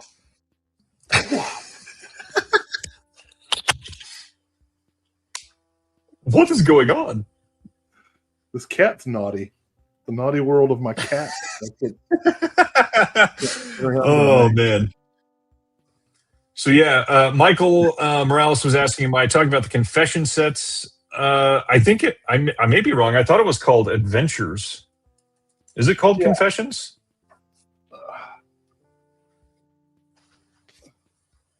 Adventures. Oh, it is Adventures. Okay. Yeah. There was a set called Confessions though too. I don't remember if it was. I think there was another Indicator box set. I don't think that was Stanley Long though. I think that's somebody else. But yeah, this sounds pretty great. I guess. All right. Yeah. I'm curious to check it out. Yeah. Next up, I don't remember if I said that last one was part of Distrib Picks. Next up is from Command Cinema. This is Cecil Howard's Snake Eyes, and they are giving away a pair of dice to the first 1,000 purchasers of this. They're not giving them away. Well, no, they're charging you for it. I'll tell you, doing squats like that, I've heard increases your longevity. Holy cow! Look at that. That's So this got a 4K scan and restoration from the negative. We've got video feature on here called Snake Eyes 2. We got a trailer, double-sided artwork, as usual. Are you into the Cecil Howard stuff? I don't watch pornos really. Well, we got a lot of that to talk about. Am I into Cecil? I don't know who the fuck that is. Oh, way to feign ignorance. All right, next up. I'm not feigning. Who in the chat? That was a joke, Will. Who in the chat is like, oh, Cecil Howard, holy cow, what an auteur. I don't. A lot of people. Okay. Oh, I'm all for these films being preserved and released, but let's also not pretend they're freaking lost cinematic masterpieces. Hey, for some people they are. On the Picarama line, we're getting Mei Lin versus Serena and Oriental Hawaii and Vegas Girls in a triple feature Blu-ray. These are Carlos Todolina films. Why didn't you say Oriental Hawaii was good? Oh, that. Hey. Holy cow. What a film. What are we saying? I'm not saying anything. Great. Yep, great, just like that. Next up, Come Blow the Horn is getting a Blu-ray release from Club Super 8. You can watch This it is a double feature with Whistle.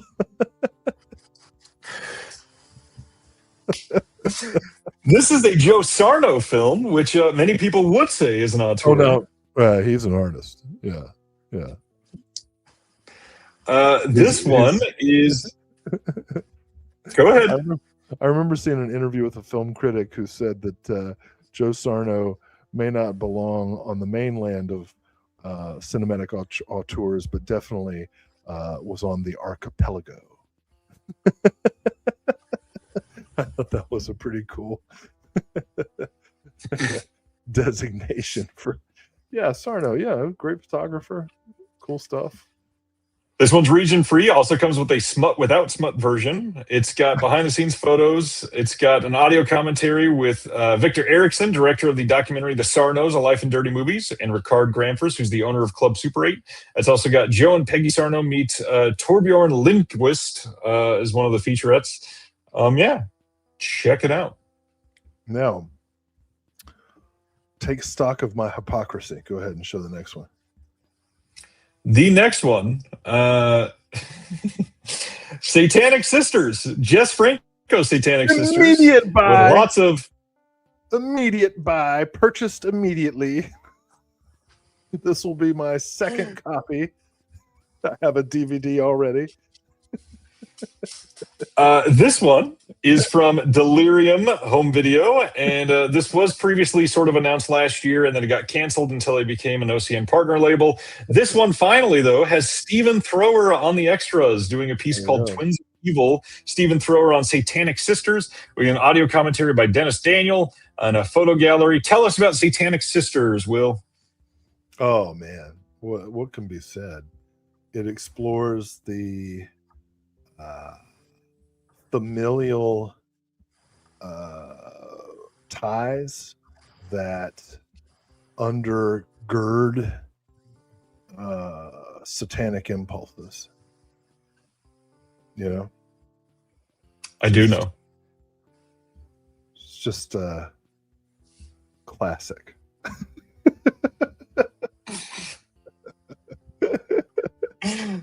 Ronnie doesn't like the circles. I'm sorry. All right, we'll leave the circles. Then we've got Muscle, who's a fairly new partner label. They're putting out There Are No More Closets, the films and videos of Wakefield Pool, volume number 1, covering from 1974 to 1984. This has Take One, which is a docu-fantasy, and Moving. Plus, we've got Hot Shots, Split Image, and The Hustlers.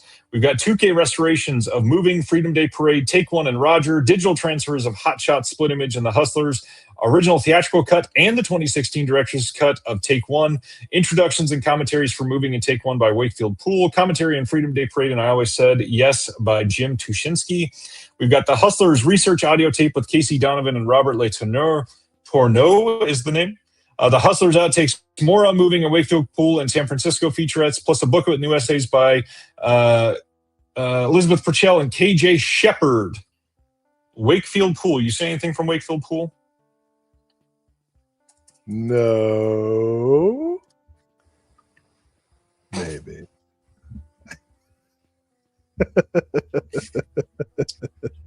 No, like I said, I'm super excited that these things are coming out. Because they are, of some historical importance. But yeah, I don't know any of this stuff. Maybe I'll. These were not all of them. I think most of these were released on DVD by Vinegar Syndrome way back in the day. And this is cool. I want to say I saw Bible. Didn't he do Bible? He did, and that will be, I believe, in volume 2. That will be coming out next month or the month after for Muscle. Mm-hmm. Yeah. Expect more Wakefield Pool soon. Stan is very familiar with Wakefield Pool. Cool. It sounds like I need to make his acquaintance. All right. I believe that's it for OCN this month. Okay. Any thoughts on another huge month from everything? I mean, it is a huge month. There's a lot of great stuff. I limited myself to 2 titles, and as we went through, I picked out like 3 more that I'm probably going to get tomorrow. Nice. You know? So. Well, enough on Melusine and all the adult titles. Let's talk about some adult titles. Ultra Flesh Archives is releasing Endless Ecstasy Volume 1. This is coming on May 1st. You can check this out now and pre-order it. It is the first in their ongoing series of classic 8mm and Super 8mm films from the 70s and 80s, digging deep in the extensive collection to bring you the best XXX loops from the golden age of porn, all transferred and restored from original films in HD.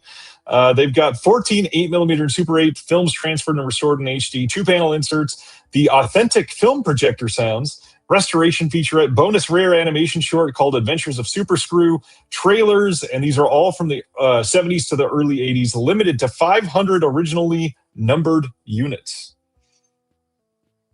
Units. All right. Next up. The Ninth Gate, getting a 4K Blu-ray release from Imprint on May 27th. This has no new extras, but it does have a booklet with a 60-page hardback booklet with somebody that you know, Scout Tafoya, original production notes and publicity photographs. The Ninth Gate, any thoughts on it? I like The Ninth Gate. I remember seeing that in the theater. Oh man, I'm a sucker for bookshelves. Any movie that takes place where somebody's going through a lot of bookshelves looking for ancient tomes, I always enjoy. I remember the DVD of this having a really, hear me out, delightful commentary by Roman Polanski. In the sense that he's like this old man who's like trying to remember what he was doing, and he pauses at one point and he says, "Excuse me, I'm going to have a piece of chocolate." It's just like, and you're listening to him as like, God, I can't believe you're this horrible, sex criminal, but you are, and we contain multitudes. And that commentary is on this disc, by the way, if you want to hear it. Yeah. As far as movies about satanic cults and rituals and stuff, I thought this was really solid, and I haven't seen it in a long time. Now I have the Imprint Roman Polanski set from last year or 2 years ago, however long it was, that has the Blu-ray of The Ninth Gate. So is this all the same extras, just an upgrade to 4K? it. It is, yeah. Then I'll probably just stick with the set, but yeah, Ninth Gate. If you're able to live with yourself watching Roman Polanski movies, you could do worse. Which, as we've stated before, if you're going to skip any movie just because somebody shitty is associated with it, there's not going to be many movies left. None. Yeah. And movies take a lot of people involved. Some gaffer did something, you can be guaranteed. Some gaffer had a gaff. All right.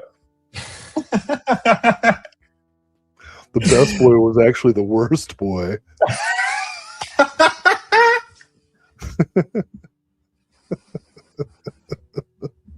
Oh, that's pretty good. All right. Let's go to our next, which is Parenthood, coming on 4K on May 26th.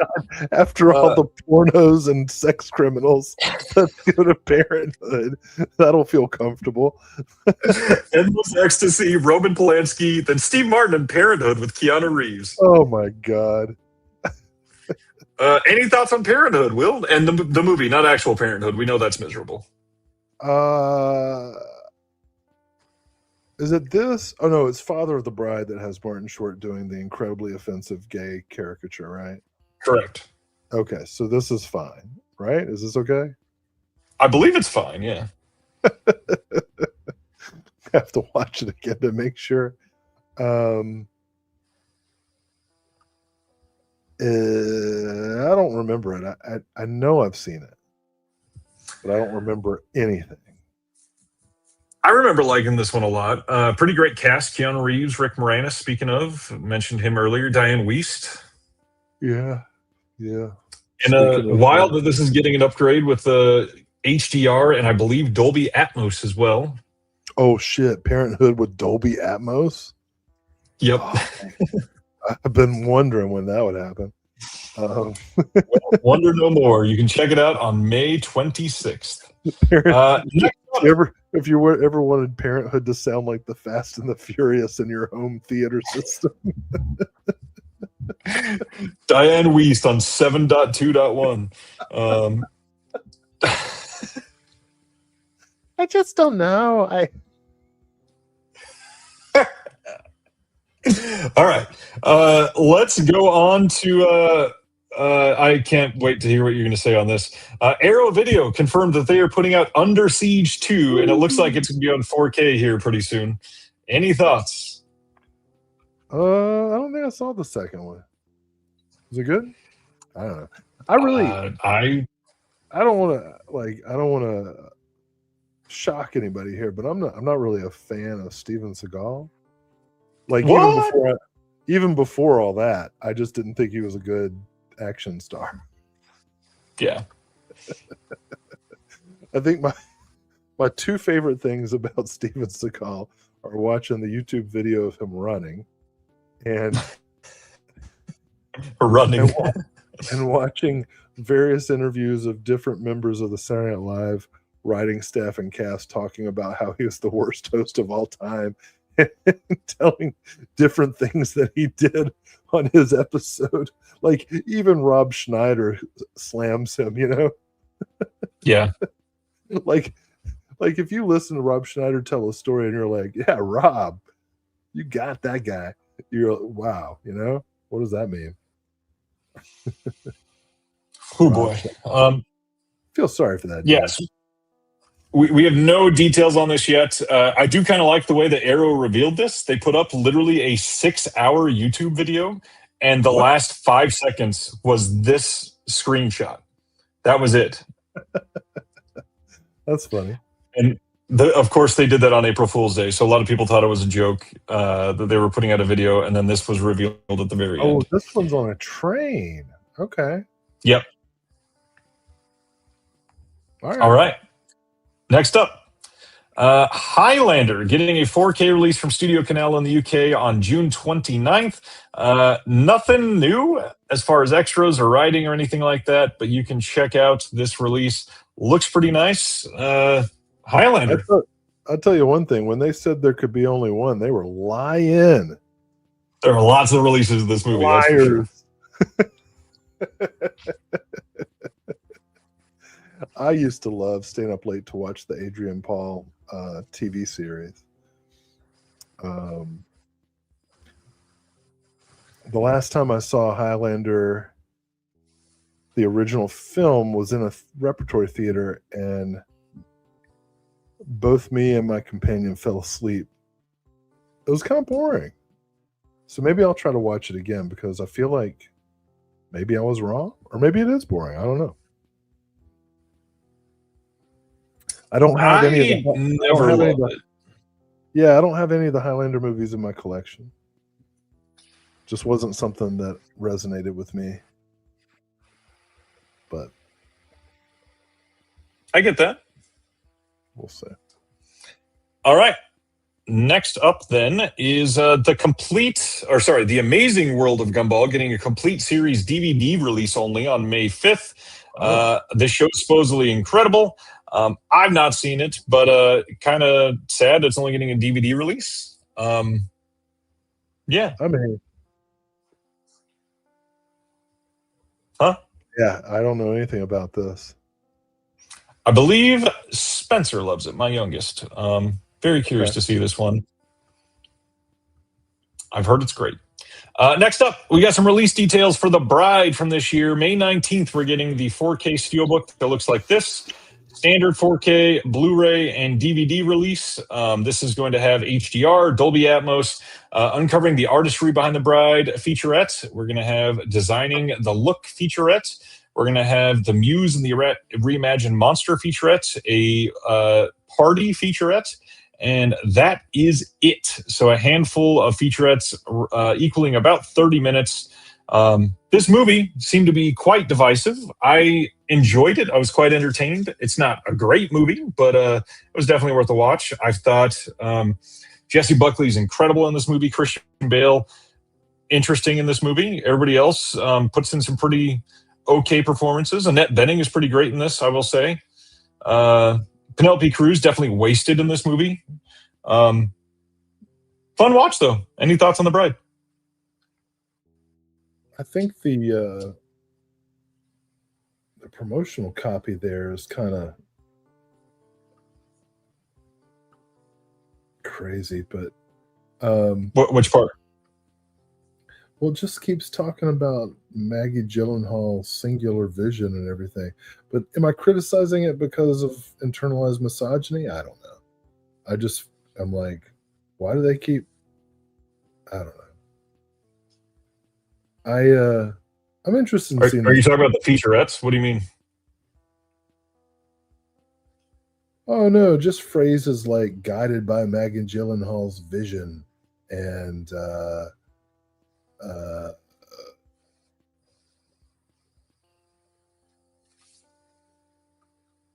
I don't know what I'm saying. Maggie Gyllenhaal's daring direction. I don't know. Like, I'm not used to seeing those kinds of phrases in these synopses, but also, Well, those are the featurettes. That's why. But you know what? This is a movie that has been attacked since the moment it was announced for reasons that escape me. Like, what's the agenda in attacking the movie before you even know if it's good or not? The Gyllenhaals, they're an interesting group. Nobody ever accuses them of being Nepo babies, which I actually appreciate. I get kind of tired of the Nepo baby rhetoric for all kinds of reasons. I'm interested in this movie. I didn't get to see it in the theater, but I like the idea of it. I think Maggie Gyllenhaal is It was fun. Yeah, she's a pretty smart actress, and I'd like to see what she does as a director. So, yeah. Apparently, she's All daring. Right. So is Warner Brothers for putting that much budget to that movie. Next up, you can now order this 4K Steelbook, a standard 4K Blu-ray and DVD of the Super Mario Galaxy movie that just came out. This is the... Speaking of daring direction. Jack Black and Chris Pratt in the Super Mario Galaxy movie. We're going to talk about this one in just a minute as well, so I'll leave that one there until we talk about the next release. But first, June 16th on Blu-ray from Kino Lorber's Unearthly Stranger. This one got announced previously, but now we got some details. This is coming with a new audio commentary with Gary Garati, new audio commentary by Brian Reisman and Max Every, plus a trailer for this one. This is from 1963, starring John Neville. I have heard this one is interesting. Have you seen this one? I've not. This is first I've ever heard of it. It's a weird looking slipcover on this one, and then the original poster is kind of, I don't know, uncanny in an interesting way too. Looks like a fun watch. I like new audio commentary by entertainment journalists / authors. Just so you know, they're different things. Brian Reisman. Yes. I wonder if they asked how they wanted to be credited, and that's how they said. Probably not. All right. Next up. Inspector Maigret collection, starring Jean Gabon. This one is a 3-film collection. It's Maigret? What? Oh, Yeah. It's Maigret. It's Maigret? I thought it was Maigret. I may be wrong. I'm not French. Ask Terry. He's French. That was a joke, Terry. I know you're not French. Inspector Maigret. That doesn't sound good. Inspector Maigret. Paul says Maigret. Holy shit. Well, have you seen Mr. Where's Ronnie? Bean? Ronnie's the expert. Is it Maigret? Have you seen the Mr. Bean version? I have not. Rowan Atkinson plays Maigret in the new BBC series. Interesting. Yeah. Wow, everybody is saying Maigret. Wow. Thanks, Maigret. Ronnie. I try to say goodbye and I choke. Try to walk away and I stumble. Though I try to, I swear, my world crumbles when you are not there. Inspector That's pretty good Maigret. from memory.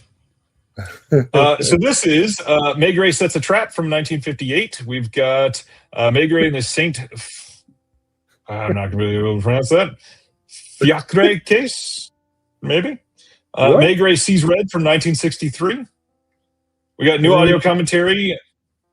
What? What are you trying to pronounce? Highlight it.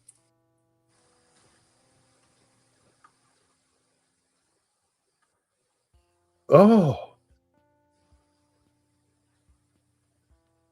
Are you talking about the Saint? The thing that's highlighted. Nothing's highlighted on the screen. If you look, it's slightly black. That's the way that it shows the highlighting.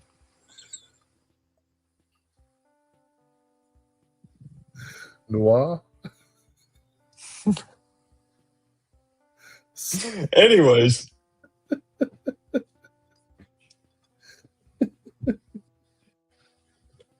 No thoughts? No, okay.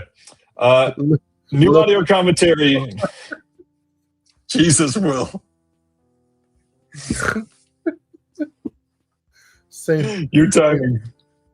Huh? Your timing is wonderful. That's the key to comedy. Mr. Fatman, this is so true. It's slightly black on a very dark background. How do you not see it? The Saint Ronnie says fiacre. Fiacre. That's what I said. Isn't that what I said the first time? I was pretty close. I don't know what you said. They misspelled Lino Ventura. Wonderful. Oh, Ace's uncle. There's a connection. When nepotism calls, huh? Yes, Adam, we have all lost it. Absolutely. So this has new audio commentary by Howard S. Berger and Nathaniel Thompson. Another one by Brian Reisman and Mike Sargent. We got another one by Simon Abrams. Theatrical trailers for all three films. This is a 3-disc set in French with English subs. Are you sure it's Berger and not Begay? Berger. Howard S. Berger. Howard Begay. Mr. Fatman, it has been 3.5 hours, not 2.5 hours. And we've still got at least 20 announcements left. Here we go. What, 20? At least, if not more. Yeah. I haven't taken a gummy or anything. I'm just tired, bro. That to me sounds false, but okay. I was here about 5 this morning. Oh, I trust you. Terry goes home. May 26th, we got a Blu-ray and DVD coming of Refuge from 2025. This is a Wellgo USA release. For supplementals, it's got a trailer, and that's it. Nothing else special. Yes, there's still a bunch of Imprint to get through, Fat Man. That is true. Yeah, that's it. This says 4 friends reunite for a remote fishing trip, but buried secrets surface when one accuses the others of being tied to his daughter's disappearance, turning the getaway into a deadly reckoning where no one can be trusted. That sounds like an intriguing plot. Pronunciation is so weird. It's refuse, but it's refuge. Yep. But if it's trash, Or if you're in the UK, it's also refuse. well, I was about to say, if it's trash, it's refuse. But if you're saying no, it's refuse. I thought if it was trash, it was Massacre Video. Whoa.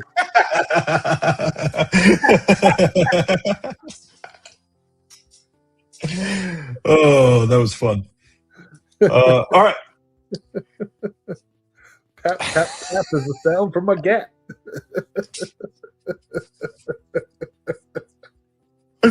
Oh, gosh.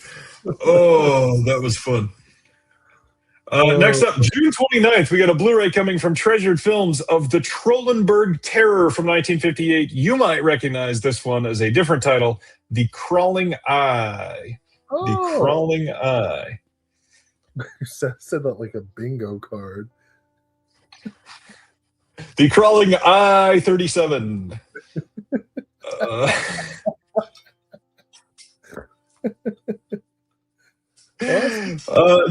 This has slip. I'm just saying, pretty nice packaging for the crawling eye. Holy cow! It is nice packaging for the crawling eye. You can also pre-order this and get a magnet with it if you want. This has a art by Rick Melton. We got a collector's book with writing by Clive Dawson. We've got a reversible fold-out poster. We've got an audio commentary with John Carpenter on this one from back in the day. New original Sangster film historian and author Jonathan Rigby discussing screenwriter Jimmy Sangster. New piece from David Huckville on the composer Stanley Black. New piece, Alan Bryce talking about Trollenberg Terror, The Dark Side magazine's Alan Bryce revisiting the film. And then special effects artist Brian Johnson speaking on the film. Any thoughts on The Crawling Eye? Wow.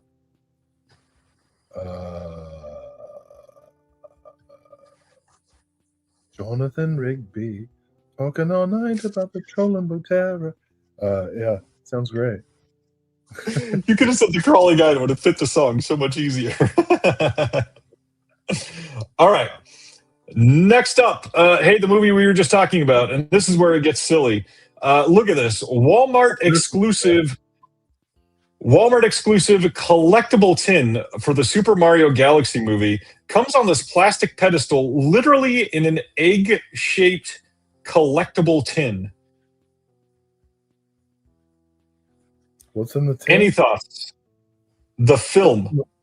What's in the box? Yoshi's head. I don't know. Yeah. Yoshi's head.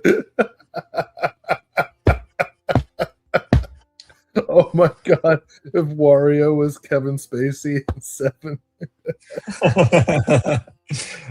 a remake of Seven with the Mario Brothers. My favorite thing about this, did you see the headlines from today? Everybody asked Charlie Day, who's playing Luigi, who's your favorite Luigi in pop culture? And he said, I don't know, Luigi Mangione? That's a good answer. Yeah. So Yeah, this is crazy to me that we're getting a collectible egg tin on a plastic pedestal. Crazy why? It's a fucking... I mean, you know what's crazy? I have to go see this movie because I love my daughter. Oh, That was crazy. I have to take her to see this. I'm sorry. Yeah. All right. Let's go to our next one, which is from Deaf Crocodile, who's in the chat right now. They've launched their new Kickstarter for Roy del Espacio from 1983, also known as Roy from Space. This is a piece of essentially lost Mexican animation that they are releasing later this year, and the restoration is long underway on this. Just for your awareness, the Kickstarter is already fully funded. It was fully funded in less than 12 hours, which is incredible. They discovered when they got this film out that the filmmaker had put 4.5 minutes of a film that is live action and stolen from another movie straight into this movie. So Deaf Crocodile commissioned people to go out and make brand new animation to fit into this film to take up those 4.5 minutes of space. And it is really great. They did it in a way that is to match the original style of the animation. And I cannot wait to get this. For those that are interested in this, this is the Kickstarter exclusive slipcover. There will be a subscription and like wide release slipcover that you can see as well. That's on the Kickstarter page. You can actually pre-order that already as well. But if you're going to subscribe, that will be coming in the subscription as part of the next 6-month subscription that comes out from Deaf Crocodile. You'll be able to subscribe in May, by the way. For this, they're going to have a new video interview with with some individuals that are Andrea Perez Mata and Ulysses Perez Mata, children of Roy from Space producer Ulysses Perez Aguirre and their cousin Alejandro Mata. There's a new video interview with the director, Hector Lopez Carmona's grandson, Hector Ricardo Lopez Reyes. New commentary track from the two gentlemen from the Trash Mex podcast. We got a new visual essay by Celeste La Cabra. Hello, Celeste. Oh. New feature creation of the new animation. We got a 48-page illustrated booklet with essays by Walter Chow and Alejandro Vidal, and that is awesome. Hell yeah. We had the extreme pleasure of getting to see Craig working on this, and poor Craig is still working on this. And that was a long time ago. Oh man, it seems like yesterday we were going to that great sausage place. Thanks, Craig. I hope to come back. What a sentence that was. Yeah. I mean, yeah, this looks amazing. I mean, what we saw looked so cool. And I love, my favorite kind of Kickstarter is one where when I hear of it, it's already been successful. And I'm like, yes. Yeah. So glad. I agree. Yeah, this is going to be a great release. Hey, I know we talked about Scream 4 2.5 hours ago, but let's talk about it again. It's also getting a standard release from Lionsgate on June 9th. You can pre-order this now. This does not have the Lionsgate Steelbook limited edition extras that are on that disc. So this is a completely different author disc, which is kind of wild for them to do that, but whatever. The other thing is you might want to keep an eye out on the website over at Lionsgate Limited. If you were super into VHS, they had released a Scream 4 VHS and it's sold out multiple times already. Yeah, people are after a VHS of Scream 4 in 2026. Okay, that's cool. It's so funny because Scream 4 is the one that really brings in the new media. It does, yeah. Yeah. Leans heavily on it. Let's move right along then. Okay, never mind. Go ahead. Yeah, No, you can talk about it. I'm going back now. No, it's fine. No, we're already back. Tell me about it. I already said I like Scream. Well, I wrote a very Scream 4 lends itself very deliberately to a theoretical, like film nerd analysis, and I really loved the layers of Craven's commentary on media and social media influencing and everything. Just so well done. Scream 4 is great. I love it. Yeah. All right. Next up, one, if you've not read on this, Will, yet, I think you might want this next one, actually. We've got from the National Cinetek from Italy. They are putting out a Blu-ray and DVD dual format release of Elvira Notari, pioneer of Italian cinema. We've got multiple films from 1922 and then snippets of some other films that are essentially lost. These are restorations of 3 complete films and fragments of 2 other lost works. View of Avellino, View of Trevico, La Italia Sedesta, Carmela, La Sartina de Montesanto, and an 80-page booklet in Italian and English. So yes, it does have both languages. There's newly commissioned scores recreating the original multimedia experience that made these works so successful both in Italy and abroad. 2K restorations from the only surviving 35mm elements. You can pick this up on Diabolic DVD right now. Wow. This is pretty damn cool. And some of the information listed, essentially, Elvira Notari is widely considered Italy's first female director, the creator of highly successful silent melodramas. So this looks like a pretty interesting release. I wonder if she's related to Tig.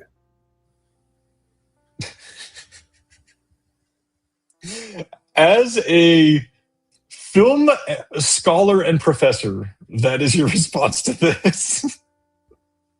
My first response was going to be to sing the Oak Ridge Boys song Elvira. So you got the better version, actually. No, obviously, this is an immediate. I'm not familiar and very intrigued. All right. Craig says, had this not been a region-free release, they were considering going after this. Oh, wow. Okay. Interesting. All right. Let's go to our next Imprint set. We're getting on May 27th. Again, these are all May 27th, available to pre-order on April 15th. First one is Framed from 1975 with Jodon Baker. This has new audio commentary by Will Sloan and a new visual essay with writer and film critic Nick Pinkerton on the works of Phil Carson and Jodon Baker. I am a Jodon Baker defender. Have you seen Framed, Will? Wait, what? I love Jodon Baker and stuff, and everybody seems to hate him. Who in the world is a Jodon Baker detractor? Way more than you think. Why? Have you seen Framed? Because I've not seen this one. Well, no, I haven't, but I'm gonna. Why would anyone hate on Jodon? I mean, People don't take him seriously. why? Just because of Mitchell? Is that why? Hubert Glover said he was in Congo. Congo was bad. Bruce Campbell's in Congo. Nobody gives him shit. Tim Curry was in Congo. Nobody gives him shit. You'll have to tell me. I've never seen Congo. Hey, Cluzo. Oh, Cluzo. My cat Cluzo has, for those listening to the podcast, my cat Cluzo has again climbed atop my chest and is drooling on me. You know what? Will is the Jodon Baker of the current space. I will take that as a compliment. I am sweaty, but I earned it. All right. I mean, look, Jodon Let's Baker. go away from Framed. All right, fine. you weren't talking about it. The Boys from Brazil is next. This is from 1978. This has, let's see, Laurence Olivier and Gregory Peck, James Mason, Steve Gutenberg, not a name I associated with all those other ones. We got new interviews with the key production crew about the making of The Boys from Brazil and some trailers. Oh, Have you seen The Boys from Brazil? yeah, it's awesome. If you don't think that Steve Gutenberg is every bit as good an actor as Gregory Peck, then you clearly have not watched. Not what I stated. Not what I stated. I'm just saying. I like. I didn't realize they were in a movie together. Is all I meant. Okay. All right. Next up after The Boys from Brazil is Escape to Athena from 1979. This one directed by George P. Cosmatos. So is the next one, actually. We get a new commentary by Lee Pfeiffer, Hank Reinecke, and Paul Scrabo. Some archival extras on this one. Any thoughts on this one with Roger Moore, Telly Savalas, David Niven, Sonny Bono, Richard Roundtree, Claudia Cardinale? You kidding me? This is an immediate blind buy, just because of the cast. Hell of a cast for sure. And then another George B. Cosmatos joint after I clicked the wrong thing and have to scroll for 4 years because I'm an idiot. This one, Cassandra Crossing from 1976. This one, let's see, Richard Harris, Sophia Loren, Burt Lancaster, Martin Sheen, Lee Strasberg, Ava Gardner, and O.J. Simpson. We got a new visual essay by Jeremy Smith on the films of George P. Cosmatos. New interview with University of Hull doctoral researcher and host of Pandemic Pages podcast, Lucille Harrison, on pandemics and cinema. Not seen this one. Not heard of this one. You seen this one? Oh, it's awesome, dude. Absolutely. Yeah? Yeah. All right. And let me remind you, O.J. Simpson is innocent, according to O.J. Simpson. According to a jury of his peers. But if he wasn't as innocent, he'll tell you how he was going to do it. All right. I mean, any conscientious person would. Next up is Cannon for Cordoba from 1970. This one, George Papard in this. We've got new audio commentary by Toby Roan, new visual essay by Eric Clapp. Cannon for Cordoba, anything? Man, they couldn't. I love the poster on this. They couldn't afford the ton. They just went for the clap.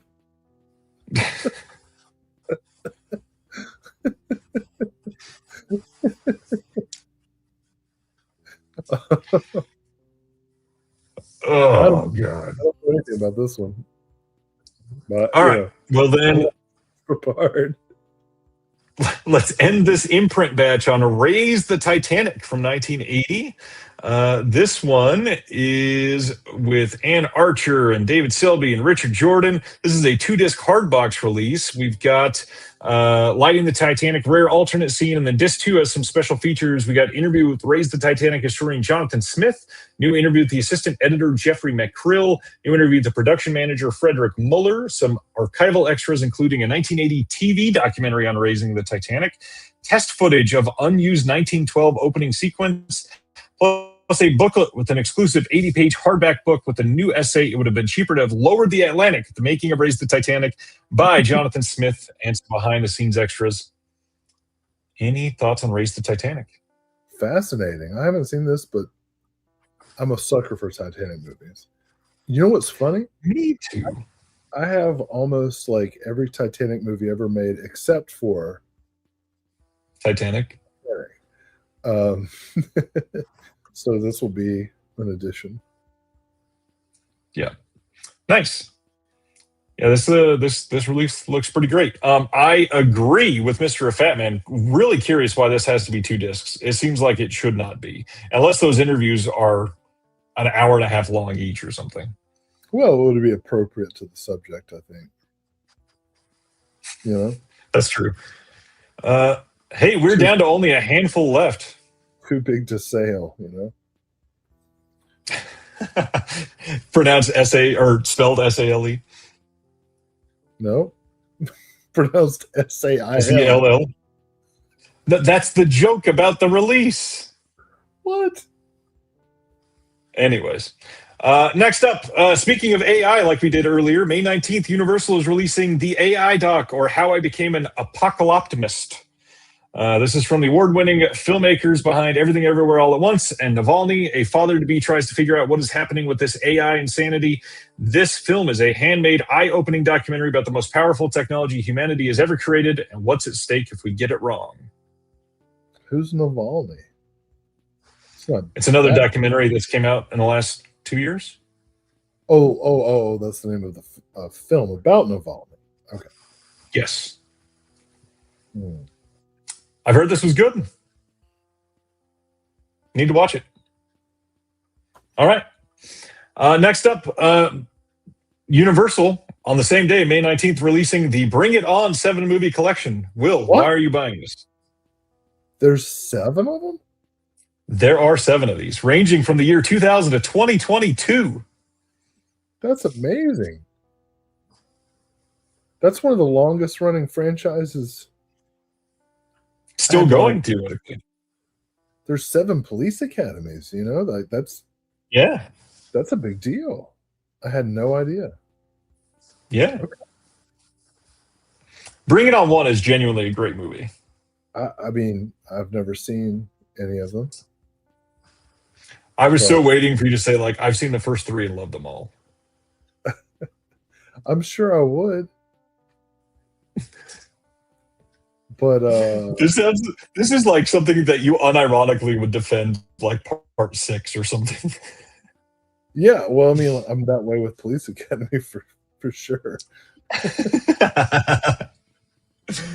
Yes, 7 Bring It On films. If a lot of extras on the set too. If I see this on sale for like $10, I'll get it. And then watch them all and talk about it on a Reconnected. And we can't wait. I'll run the series. I'll do a wrong turn. Rank them all. Yeah. All right. Next up, we got some Visual Vengeance titles coming. July 28th, they are doing Scream Dream. This is a Donald Farmer film from 1989. This has the SD Master version from the original tape elements, commentary with Donald Farmer, visual essay with Justin DeClue and Adam Riot Thorne. Nick Riggins is interviewed. Jesse Ray is interviewed. Special effects artist Rick Gonzalez is interviewed. There's a behind-the-scenes image gallery, Donald Farmer theatrical Q&A excerpts, some trailers. You've got a folded mini poster VHS sticker set like they always do. And then you've got a guitar pick in with this film and a concert ticket. You seen any Donald Farmer films? Maybe. What would it have been? I don't know. Low budget SOV stuff for the most part. Maybe. All right, so that's July 28th. Next one from them is July 14th. They're doing Robert Siegel's Lauren from 1989. This is a director-approved 2K HD transfer from the original 35mm elements. We've got feature-length commentary by Troy Howarth, who literally wrote the book on the director.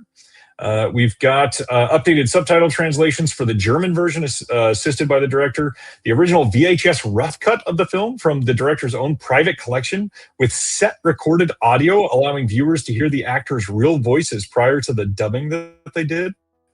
We get a new hour-long interview with the director. 2 award-winning short films by the director. One of them is 20 minutes. One of them is 10 minutes. One is from 1983. One's from 2021. We got a making of archival documentary.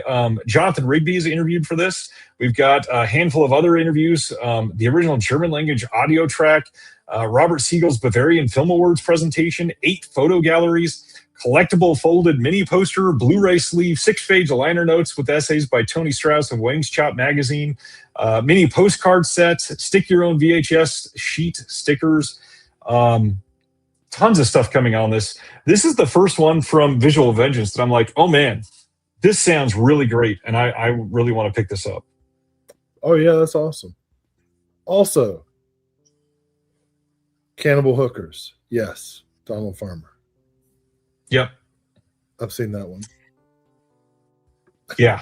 The other thing I wanted to point out, Visual Vengeance has mostly done like late 90s to like 2010 releases. It's nice to see them putting out a couple from the 80s. This is 1989, and then the next one we're about to talk about is actually 1989 as well. Yeah, Lauren's real deal. Yeah, that's great. So the next one from them is from another real deal director. This is from Chang Che, and it's The Nine Demons from 1984. Not 1989, apologies, 84. This one, not a Shaw Brothers production, but it carries over the Venom Mob's signature fight choreography into a surreal fantasy world packed with flying skull demons, vampiric children, and chaotic low-budget bloody effects. This has a new 2K transfer from the original element supervised by Toby Russell. We had a commentary with martial arts film historians Justin DeClue and Dylan Chung. We had a visual essay of the discovery of James Wu Kuo Ren. We got a visual essay on the late period Chang Che. Yu Tai Ping is interviewed. The Unsung Horror, shout out to Erica again. Their episode on The Nine Demons is on the disc. We got a complete old school dirty VHS version of the film. Both the English dub and Chinese language options are here. We got a mini poster. We've got sticker sheet of VHS stickers.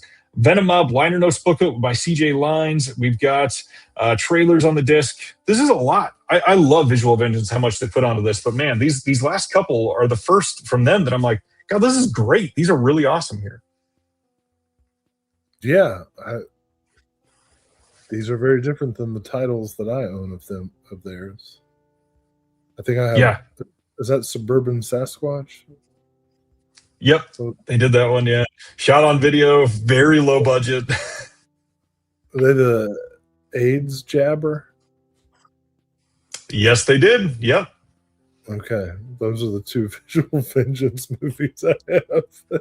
L.A. AIDS jabber. Yeah, and yes, Adam, this is only one disc. Their releases have only been one disc unless it's a box set. Yeah, they also did Lichen Colony. That's true. Okay. All right, Will, we made it. That's it for this week. Let's talk about what's coming out next week in case you forgot. Jesus. Over a Garden, Over the Garden Wall, the complete series, Frankenhooker 4K from Synapse, Rita Hayworth as Gilda from Criterion, that's coming 4K, Wandering Ginza Butterfly from Arrow, VHS Halloween from Shudder, Mercy 4K for all you AI lovers, The Deer Hunter 4K Steelbook from Shout, Faster Pussycat Kill Kill getting another wide release of that same old Blu-ray disc, the Stewardesses 3D disc from Kino, which I need to get, the Monster Mayhem collection from Filmmasters, the 74th release of Carlito's Way on 4K, Murder Set Pieces finally back from the Replicator from Massacre Video, Sanatorium Under the Sign of the Hourglass, the Key Brothers film. You've got The Thief of Baghdad from Kino. You've got The Dagger of Kamui that's coming out next week. The Second Twin from Kino, Peacock from Oscilloscope, Randy and the Mob, and it's the Accountant partner film coming out with that one. Mandroid next week. Traveler's Needs from Cinema Guild, The Mysterious Gaze of the Flamingo from Altered Innocence, My Neighbor Adolf from Cohen Media Group, Cradle of Fear from Unearthed is delayed, so don't expect that one next week. And The Saurians from Visual Vengeance is next week as well. Are you, I don't remember, are you getting the Frankenhooker 4K, Will? That's a tough call, man, because there's nothing new on it. Nothing at all. Yeah.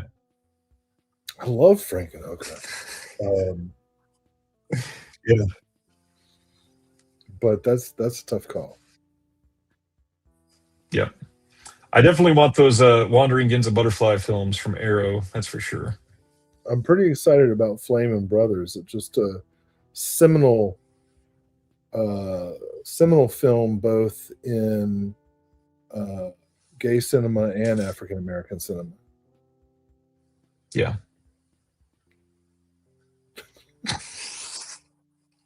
I was trying to do it without laughing. That's true. Hey, we've been doing this for 4 hours. How you feeling? Awful. I haven't even done anything to help with my my unrelenting anxiety. So I'm just sleepy. But I'm so happy to talk to you in the future. I'm happy for you. Is it again, or the fact that it's Friday right now? Yeah. Well, I'm really happy that you and Lauren got a chance to take that trip and just to meet all these cool people and experience this stuff. I know you're in like the early stages of a really exciting and scary new adventure in your life, and I'm happy to know you and be a small part of it. So as always, thanks for having me, and thanks everybody for being part of the show. Everybody loves you. Thanks for coming, Will. Kubrick wants to know, where am I headed next? We're going to Hobbiton tomorrow to see where the Lord of the Rings stuff was shot. We're also going to do a tour of some caves. But then after that, we're coming home. That's the big thing. I'm eager to be at home again. That's for sure. Need to semi get back to normal. We got too much other stuff going on to be gone for too long. Yeah, lots happening in our world. Lots happening in someone's favorite and antenna's world. And I'm eager to see what's next. Everybody enjoy your week. Stay safe. Got a fun show for you next week, back from home, finally. It's the first time in 3 weeks that it'll be back from the movie room. On that note, anything else you want to hype up or talk about from the last month there, Will? Make sure to like and subscribe. Thank you for watching The Disconnected. On the way out, make sure that you are subscribed to the channel, that you've liked the video, and that you've copied the link to be able to share with someone else that may appreciate this.